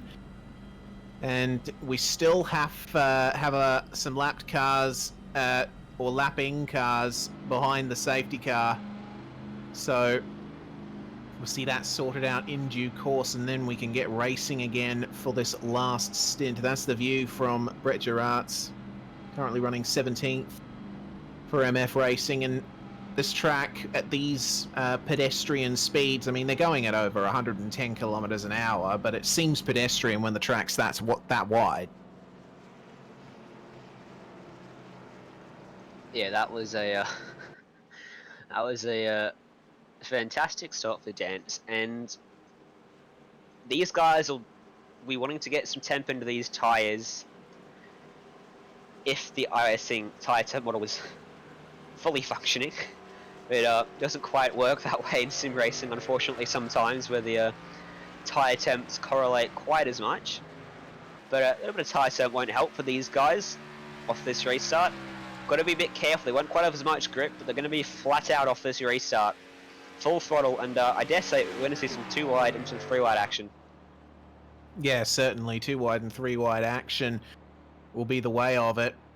It's going to be essentially a mad dash to the end, and we might see quite a bit of controversy erupt if things get a little bit too close. Lights around on the safety car then. Cam Dance for SimSpeed Esports leading this race after that master stroke in timing of his final pit stop. But what can Chris Purnell do on the front row? What can Matt Danson do behind him? Can Jason Martin stake his claim for victory of this race? Josh Mickelmore's been in the mix quite a bit too. What will he be able to do? Chris Pence too, we've got to keep a lookout for him. He's had to fight back from a very long way. So there's the field forming up for what we hope will be the final time in this race. But this being NASCAR Speedway racing, you never quite know. Where the line turns white is where the pace car will make its journey back down into pit lane, and Cameron Dance decides to go early. Catches everyone out just slightly, but Purnell is going to, I presume, move immediately to the inside. No, he's going to try and maintain an outside line. Jason Martin will follow it. Jansen got caught napping on that restart, got caught 3 wide, had to fend off Pence and Mickelmore, but he's sort of back in front of them now. Look at Chris Purnell, straight to the inside of Cameron Dance, and Cameron Dance did not see that one coming. Jason Martin's going to follow Purnell through now into the lead of this race, and Cam Dance has let that one slip incredibly easy there. He'll be disappointed about that one, as we'll see this pack of 4 cars behind him close up relatively quickly here. Matt Danson leads that one. He'll go to the inside of Cam Dance, and that 27 car is keeping out of the way at the moment. It hasn't quite have the pace off this restart to fight with these guys. We'll see whether he can fight back now on the draft with Martin and Purnell. Yes, indeed. He's got a good run, has Dance, but Danson on the inside, well, we know how much he loves the inside line on the restarts. He's drawing up alongside Jason Martin now. Good run by Martin off the top of the circuit. Have a look at the run that Dance is on the outside. What did you say, Ryan? 3 wide. There is Dance, just a lane down from the top. Jason Martin right in the middle of this. How stressful would this be? And Chris Pence, meanwhile, trying to make his way through in the draft of Martin. Look at Mikko Dortnack. Just a slight bit of contact. That was almost a caution. Very much almost. Cam Dance all the way back to the rear of this pack. And Chris Purnell doing very well in the lead of this one, fighting off the advance from Matt Danson relentlessly. It's gloves off racing now. You cannot afford to lift off the throttle. You've got to fight for every inch now, because you're not guaranteed a break or another opportunity later on in the race. There's just 15 laps to go when they cross the line. Look at Mirko Dornack making moves back in the back, and to take him 3 wide. Oh, Purnell! Oh, no! That's Dornack in Northway. and Clemens, and there's a big Dance crash, and that's too. taken out a lot of cars. Oh, Cameron Dance too involved in that one. Oh, what a shame. And it was just that little bit of contact that set Chris Pence awry. He went one way, then the other, and then the car just lost grip. Yeah, that's a big shame. There's a lot of cars taken up like that. We'll get a replay up here. What has unfolded? And we're halfway through the crash. You can see Chris Pence, and there's cars everywhere. Impossible to pick your way through that one. And we'll go a bit further back. There was Dornack on the middle, or bouncing around between the cars, just up into Chris Pence, and just tagged him. Pence couldn't save it. Tagged Dornack, tagged, was that? Yeah, Northway. Big hit for Dean Moll up into the outside walls, or Edward Foster just escaped that one for once, and we'll get another angle of it here. Yeah, from the back of Jason Martin, there's Pence in the Camaro, and Dornack comes into view in the Camry there on the inside. Tries to follow Micklemore through in the middle. Micklemore moves up, and it looks like Dornack was trying to keep his draft, but Pence was a bit closer than he anticipated. Yeah, exactly. It can be hard to judge where those cars are to the right-hand side of your vehicle. Sometimes can't see much past the headrest in these NASCAR Cup cars. And that's an unfortunate situation that's unfolded there, and we'll have a look and see how this is shaking up the field. It will be Chris Purnell that still leads this one. Jason Martin, Matt Danson all still there. Micklemore. Northway is still running around in 5th place. However, he's got big damage to the rear of his vehicle. Dwayne Burns has got a relatively clean car by the looks of things in 6th place. As does Shane Bowen. Cameron Dance has got a destroyed front end. Oh, look at that! The big fake from Chris Purnell! Wow! Okay. Well, I don't know if that was the right decision to avoid the pit stop for Purnell, because everyone else will have super fresh tyres. Have a look at how close they were to contact on this replay. Purnell changed his mind, doesn't he? He wants to fake, he thinks they're going to stay out. He comes out, he wants to go back in, but he's going to run over the grass, so he has to go back out. And he tried to fake, and he ended up getting faked out by Jason Martin, who is notorious, and Matt Danson too, are notorious for faking people out with pit stops. And Purnell will be kicking himself over that one. Yeah, he'll... Martin... Oh, it's confirmed Jason Martin took 2 tyres on that one. He's taken the risky strategy, as has Micklemore, as has Northway, so... Danson's got 4. Oh, let's see how that works out. Danson took 4 tyres. And suddenly, strategy is a part of this race again! This is the race that never keeps giving. We thought the strategy was done with and out the window, but with just 12 laps remaining, they've taken 2 tyres and they've taken 4 tyres, and some have stayed out. Cameron Dance has stayed out. I don't know if someone should tell him, but the front of that car has got no front bumper, so he's going to have no straight line speed.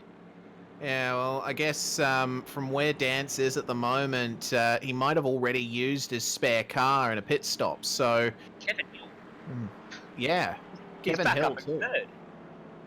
Well, we thought that he had been written off out of this race, but looks like that other caution's brought him back into it, eh? Yeah, it certainly has. He had that issue in the pit lane, serving what I think was a speeding penalty. And maybe a blessing in disguise. It put him far back in the pack that he was able to avoid that crash. And as come out of that one, in P number 3, we'll get 1 more lap, or 2 more laps under the safety car. Yes, indeed, and there are 2 visitors to the pits on this occasion, John King and Patrick Fleming, making their way through the lane at the moment, and they'll be making their way past a few stricken cars there. Retirements from this one, looks like Chris Pence is out, Dean Moll out, Corbin out as well. Real shame for those guys. It's going to be very interesting. 9 cars have stayed out. Chris Purnell, undoubtedly the fastest of those 9. So effectively he's got an 8-car buffer back to Jason Martin, Micklemore, Northway, Danson. Those first 3, they've taken 2. Danson on back have taken 4. This is going to be incredible. We're going to see those guys charging through this field. I reckon we're going to see some 4 wide here for sure. We're going to have 10 laps to go, and it's going to be frantic. It absolutely is, and Cameron Dance has once again decided not to take to the pits this time around, so obviously confident in the ability of his car to last. I mean, I don't know if there would be much point to pit to fix for damage, because there isn't that long left in the race, and Dance I don't think was expecting to finish anywhere high up anyway. So if he can hold on to the top 10, it'll certainly be an interesting one. We do have green-white checkered as well, so there will be a bit of overtime. For the uninitiated in oval racing, I don't quite know what that is. Green white checkered means the caution comes out that would normally end the race. They'll stack them up, they'll extend the length of the race, and they'll have a 2-lap dash. They'll have one green flag and one white flag. If a caution comes out before they take the white flag, they'll bring out yet another green white checkered. They'll have 3 total attempts for a green white checkered in the major series, and if they do make it back to the white flag, they're coming back to that checkered flag no matter what happens. And confirmed that Chris Pence is out once again. There's quite a few cars in this race that could have been proper contenders, and Pence was one of them. Big shame for the 73, quite beat up. But that paint scheme, despite being tarnished, shall be remembered, because it's certainly one of the most striking we've seen in this field. Certainly was, and here we go. We're going to get that restart with 10 to go. There's some new names at the front. Chris Purnell's still there despite it all. Pace car's going to dive down. We're going to go. And what will Purnell do on the restart? Will he go early? Will he decide to leave it very late and bunch them all up? We wait to see when he puts the hammer down. Cameron Dance will be watching him intently. There goes Purnell. Moving up a little bit on the throttle application, and Dance immediately to the inside, blocking off Kevin Hill. Have a look at Daniel Stevens' run here. He'll jet his way into second place off the restart, and they are already starting to... Oh no, already Dance That's with the gonna take out understeer. someone. Oh, Brett Gerards. Once They again. saved. Great save. Yes, indeed. Excellent save there from Brett Gerards, but Cameron Dance, I think, showing that that car does need a new front end, because it looked like it was plowing. Yeah, and I thought for sure that I was going to take out one of the big names in this race, a la Dance and Martin, and there's the replay. Completely sideways, almost got corrected with those guys. There goes Dance, and he was lucky. Yeah, I thought for sure we were going to see someone like Dance and Martin Mickmore get taken up by that, another big crash, but thankfully, they've kept it cool green. Or pointed the right direction in the end. Yeah, that's the view from Shane Bowen. He managed to just slide on through there. And Matt Danson, we'll see how close he came and what kind of preventative measures he took. So there's the contact up ahead. He just gets out of it and goes below the yellow line. That's the safest place to be when someone slides up the track. Very well executed, I should probably say. How did Martin get into 6th place in the space of not even a corner? That is a very good question.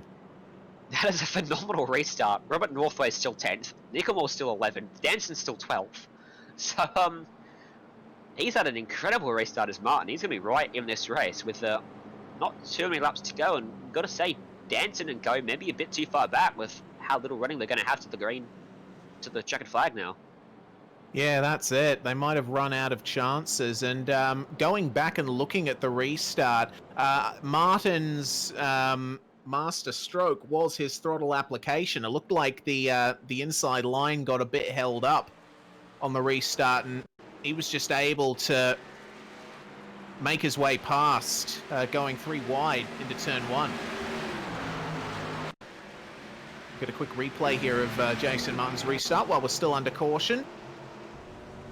He ends up getting, he gets in front, and I think the main reason he gained those couple extra positions was because the 2 last cars he passed were Dance and Gerards, the 2 involved in the incident. See, the outside line got a fantastic jump on the inside there. He's picked up 2 spots there immediately. and we'll probably see those last 2 spots to make it 4 games will be those 2 spinning cars. The momentum he had coming into turn 1, and that contact was right next to him. Yeah. And very lucky, Jason Martin. Yeah, extremely so. But it's managed to put him back into proper contention for victory here. Will he be able to make it with that 2-tyre pit stop? Certainly managed to play the situation to his advantage. There's all the other guys that we saw running up the front before. And as we have, we're going to be coming up to 7 laps to go here. No, sorry, 6. 6 laps to go. And Chris Purnell, I think he'll just be... Okay, yes, 7. I can maths sometimes. But Purnell is definitely in the box seat to win this one. They haven't got much time left of those guys behind him to make their moves. But with Cameron Dance still out there, and actually right behind Jason Martin, it'll be interesting to see how that affects the likes of Northway and Micklemore. And we welcome Chris Pence back to the racetrack. Also missing a front end, but he's out there and taking the finish. Mr. Guerrero as well. That car is it's struggling. I'm listening to it and it's really struggling. But if he can just get to the finish, that's all he's hoping for right now. And Dean Mole the same, Scott Corbin the same, and I think we'll see lights out pace car next time by. Certainly think so. Well, it's certainly been a race full of drama, full of incidents, but I think what's been demonstrated more than anything is how important incident avoidance is as a skill in this series. And those who have managed to not just avoid incidents, but fight back from them are the ones that we've seen more towards the front in this one. Yeah, wreck avoidance is a huge part of oval racing, of course, and it's a big key to it as well. So it's going to be something that some of these drivers are going to have to look into and say, well, look, I probably could have avoided half those incidents I got involved in tonight. Must go get some more practice, and no better way to practice wreck avoidance than iRacing official service. Yeah, of course. I mean, that's it's just the nature of the beast occasionally, but the pace car will have its lights go out as it crosses the line. So Daniel Stevens is one of the guys that we will have to watch, as well as Kevin Hill, because they were running a lot further back before, and right at the end they've managed to put themselves in a potential winning position. If they could take an upset victory, goodness me, wouldn't that be something? Certainly could be. You know, Stevens, Hill, Sheridan, Jake Fawkes, Cameron Dance, I hardly doubt it, but he's not quite got enough of that car remaining. But yeah, there's a number of guys that can pull out a shock victory here, who we really haven't looked at all race long. Yeah, exactly. And it's always this last half a lap before the green flag flies that is the most frustrating, because you just want to get going. You know that you'll be able to take this place almost flat out on the restart, and you're traveling at such a slow pace compared to what you usually are. But you take that opportunity to psych yourself up and prepare, and make sure that you have your eyes, if you can, on Chris Purnell at the front, because I get the feeling he's going to try and get the jump once again. He will certainly try it. Is this going to be the final restart of the day? 5 laps to go as the pace car dives down off of turn number 4. The field will be in the hands of Chris Purnell once again. He pins the throttle. He gets a fantastic restart. And he's going to jump out ahead of that second row of the restarting grid. And it's going to be a 5-car length advantage immediately over Kevin Hill and Daniel Stevens. And look at Jason Martin getting down to the inside off the third row of the grid immediately, trying to make some ground up. And he's going to get some fantastic draft down this back straight away. He's going to be in the draft of Kevin Hill, is he? Or can he get up there in front of Daniel Stevens? He can't quite do it. This is going to be a fantastic contact Oh, no! further back. Oh, yeah. He holds on to it. Wow. Oh, Jake Fox going for a bit of a ride there in more ways than one, but he manages to keep it off the racetrack. There won't be a Martin caution. and Purnell, there's almost contact. There is going to be contact. contact. Around goes Purnell again, and a caution flies. Foster gets turned by Denton as well. This time, Foster hits the inside wall. Purnell gets spun for the third time today, and that was unnecessary from Jason Martin, I'd say. Yeah, that was not necessary at all, man. I mean, like, I get that the pressure is on there. He was trying to make the inside line work, but I think Purnell was trying his best there. We'll start with Jake Fox. Made a bit of contact, kept it very straight. Obviously going for a bounce on the grass. What an airtime he got.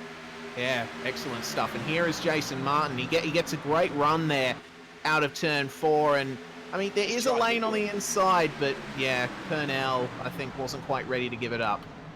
I mean, there was a lane of the apron for Martin. Purnell left him plenty of room, and Martin was just sort of clumsily driven into his right rear, and it's almost drove into him right here. He forced the issue. That's fair. Nothing wrong with that. But this right here, you can see those little lines on the track. Purnell held his line.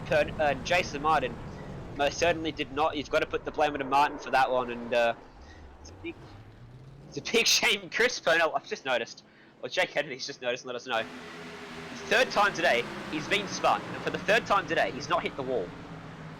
I mean, Purnell, I think, is probably just thinking, just end my suffering now, because it must be so frustrating for him. He's had to fight back up to the front of the field 3 times in this race, or 2 times rather, and man, right at the end, he'll have no chance.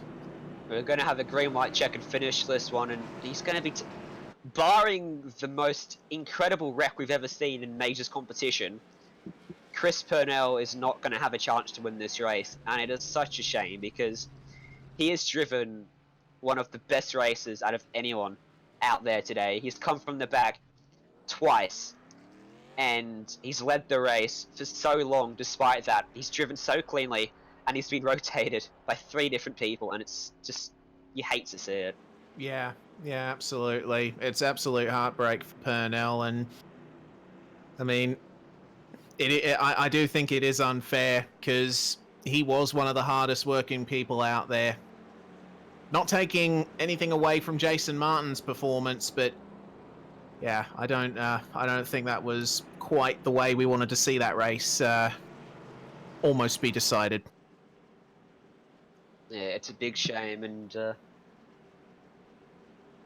this is just hearing in that this is going to be, we do believe, the first ever green-white checkered finish in Major Series history.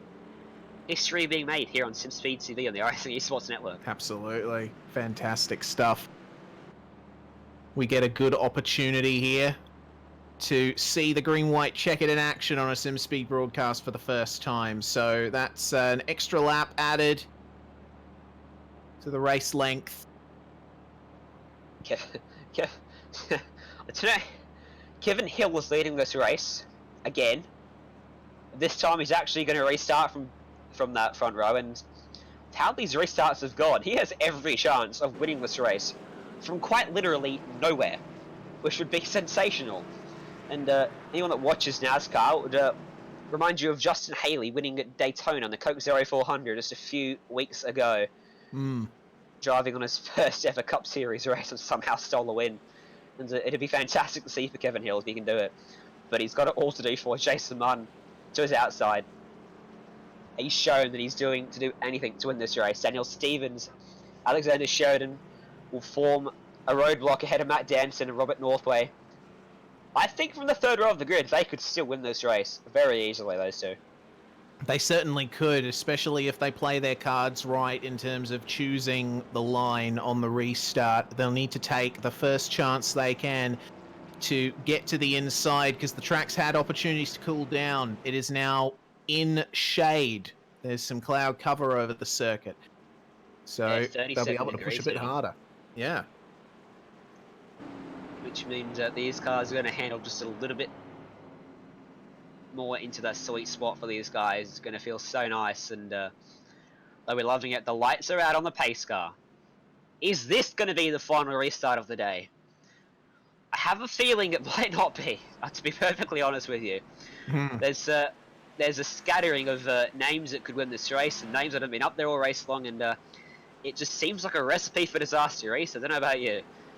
Yeah, well, we will have to wait and see, because, you know, things can get pretty frantic on restarts with only 2 laps to go. The aggression meter will be turned up all the way. And then some. Yeah, and then some. This race has seen calm, it's seen drama, it's seen excitement, but this is where everything is literally put on the line.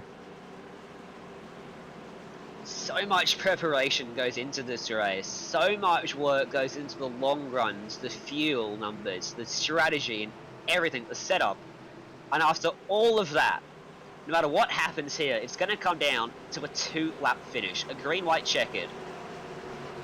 And it's bittersweet, because you put all that effort in, and it's still going to come down to this 2-lap dash to the end. Exactly, and it can all go wrong in a fraction of a second. A slight bit of contact with another car in the wrong place. So in comes the pace car. And there's a good start. Fantastic from Kevin Hill. He goes right away, and everyone else was caught sleeping there.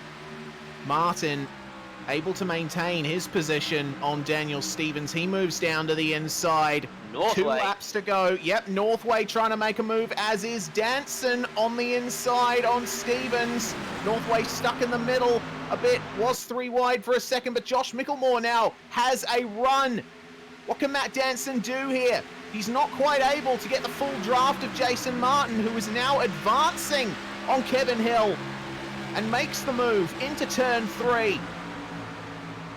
It's going to be a grandstand finish after all of this. It's another... No! It's an incident! There's a caution! It's a... I thought it was going to finish. Patrick I thought Fleming. we were winding up for the finish. Oh. We're going to go again. Oh. Patrick Fleming making contact with Eddie Hawks. Just looks to me like Hawks was suffering a bit of front-end push and just tagged him. Patrick Fleming was an innocent victim there. Get a replay up on the screen for you here. Hawks just washed up into the side of the Alliance car. Oh, big hit in the wall. Collecting his teammate up and over onto his reef he goes, lands on all 4 wheels, and big hits for those guys. We'll get the onboard here with Trevor Clement. We'll feel the contact, we'll see the car go around into the wall, nose first, and Fleming, not much you could do to avoid flipping his teammate there. And I was just going to say, after all this, it's come down to Jason Martin and Matt Danson still. But then we had a caution. Yep, for sure. And they'll just be waiting out there to get this restart going. Second attempt out of 3 for a green-white checker. We do have a car coming into the pits, and that is the 27 of Cam Dance finally deciding, you know what, let's just get a new front end on this thing. Sake. Fleming is unfortunately out with a blown engine. It looks like Trevor Clement might be out with the blown engine soon as well. Man, And, that's tragedy for Alliance.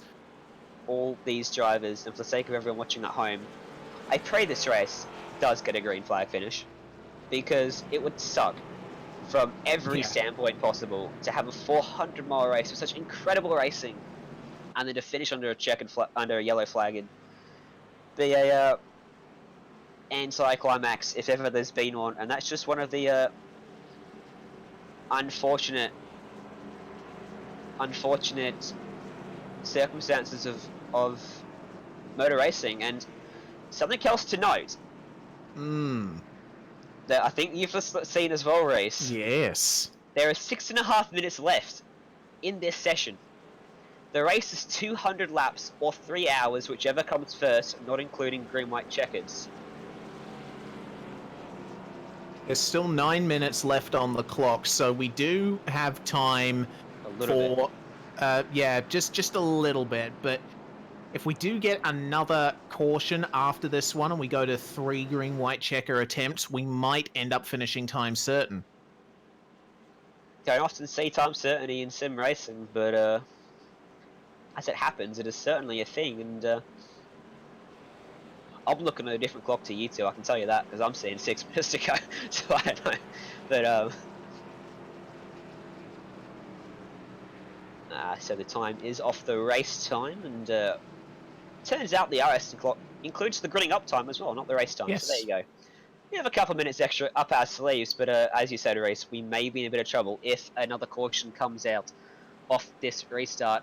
Looks like we're still going to have another lap under pace car. Yes, indeed, and I think Matt Danson just practicing his top lane running on the restart, making sure that he has all his visual marks lined up for when Jason Martin puts the hammer down off this restart. And Once Cameron again. Dance making another tour through the pits. Yeah. 12th pit stop for Cameron Dance. He's making those pit stop work. He's making those pit crew members really work for it today. Yeah, he certainly is. Equal most pit stops with this guy, John King, in the number 6. And King is a guy that that we've seen out and about in this race. He's occupied plenty of positions, but he has not quite been able to take it up to the front fight like these guys have. No, not quite today, and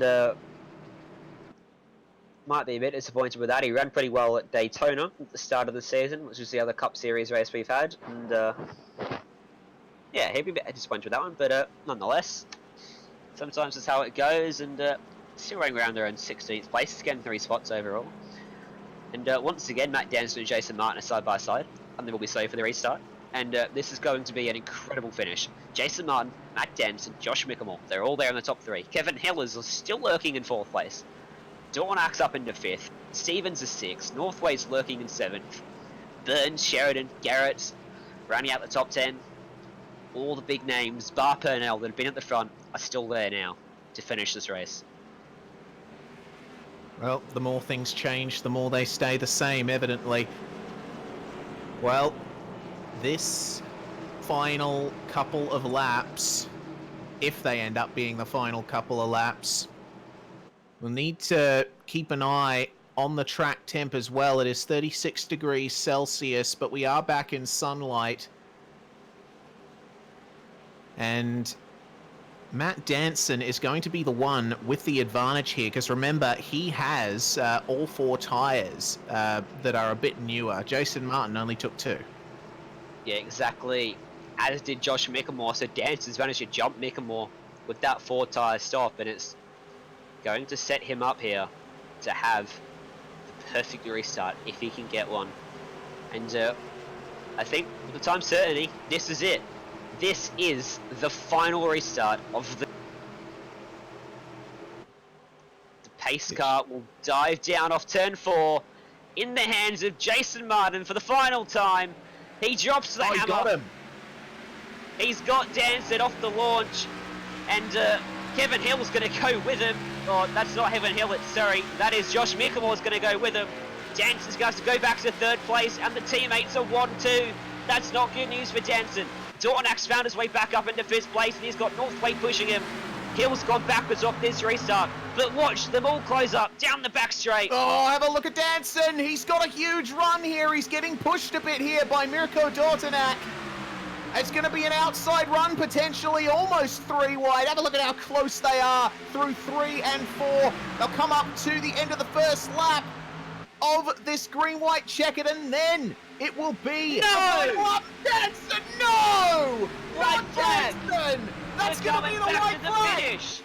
Yes, we are Coming back staying to green. the finish. It's going to be a green flag finish with staying green, and it's Jason Martin from Josh Mickelmore. At the end of 400 miles of racing, Mirko Dornack might be just too far back. Will Mickelmore put a move on his teammate? He's closing, he looks low, he looks high. He looks tired, but he's not going to do anything. He's going to sit in behind his teammate. Have a look at Dordenak. He's starting to gain a bit of momentum behind these guys. He might be a shout for victory if he can get the run, but it's going to be close. Oh, they take on the finish. Who's going to get Micklemore. He takes the win. Jason Martin spun out of victory right at the last second. An explosive finish in more ways than one. Micklemore's won the... Oh my goodness. I cannot quite believe that finish. Modem simulation replay then of this, and we'll be able to see how this all went down. So, wow. Danson on the outside, and how did that even happen? It was just Dordenak trying to get back up behind him, but he was just a bit too far ahead. Yeah, unfortunate there for Jansen.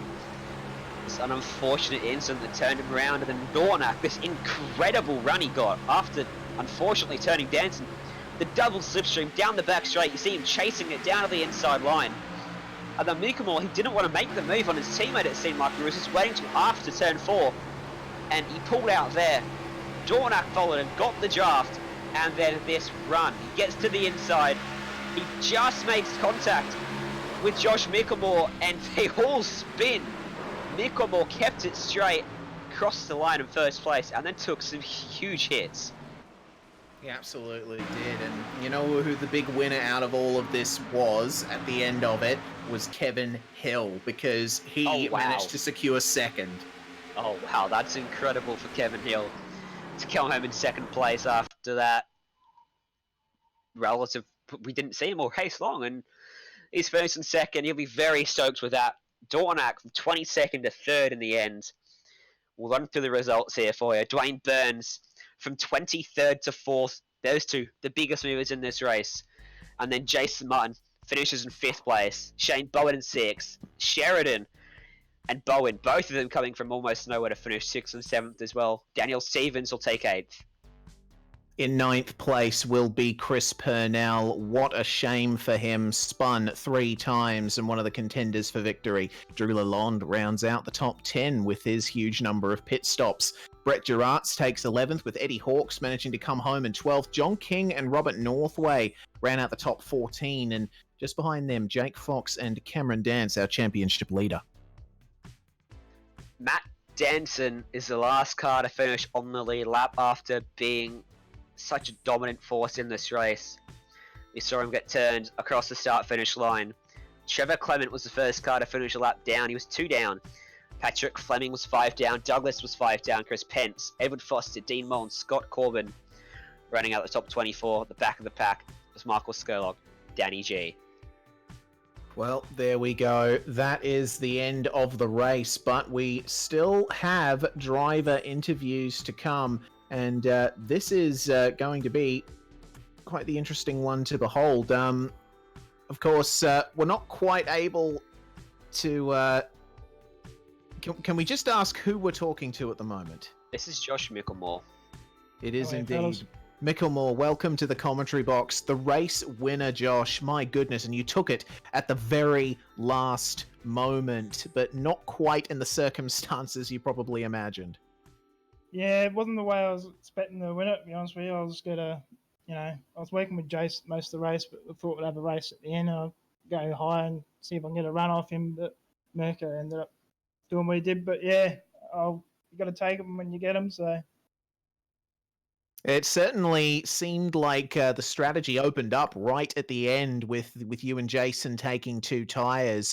How do you think that would have worked out, especially considering that Matt Danson took 4? Considering the wear on the left side tyres, that wasn't too bad at all.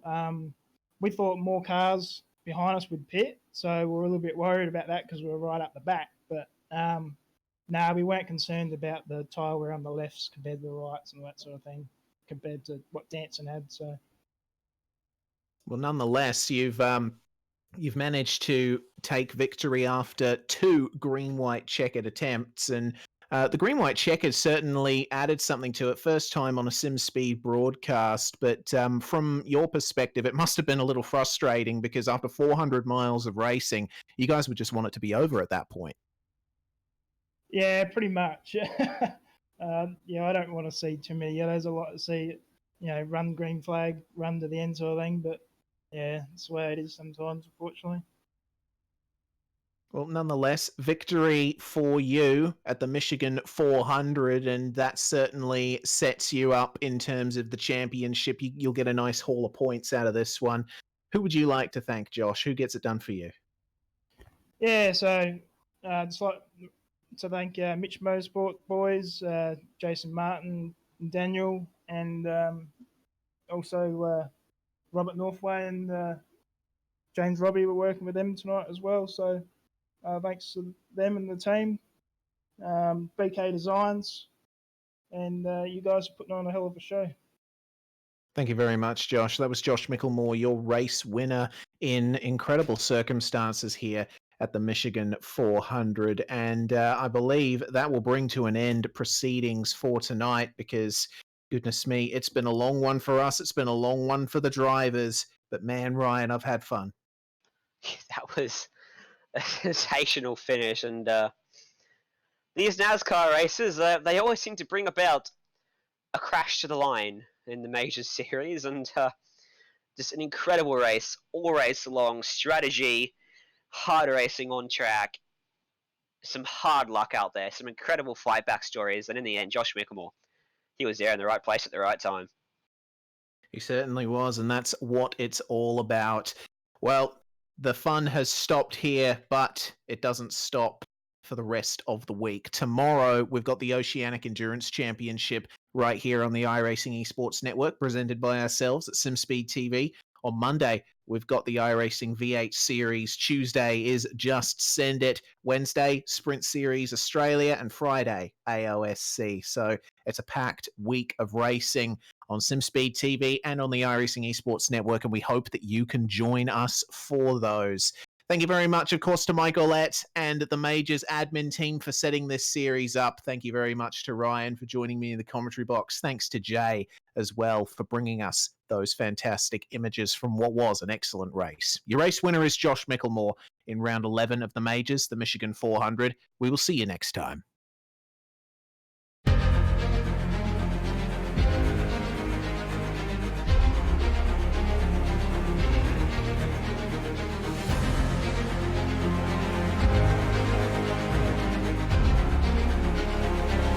This is fantastic. This is GT racing right now. He's got traction. He's got rhythm. Both of them. Maloney. Oh, he's taking Anderson. Anderson's up top. Oh my God! Oh, big crash. Oh my goodness, half the field's going to get rolled. Six very close. These guys are want to make their way through the field very quickly. Oh, here we go. Oh no! That's massive. This is it. This is over. I can't believe this. Oh my God. God, what?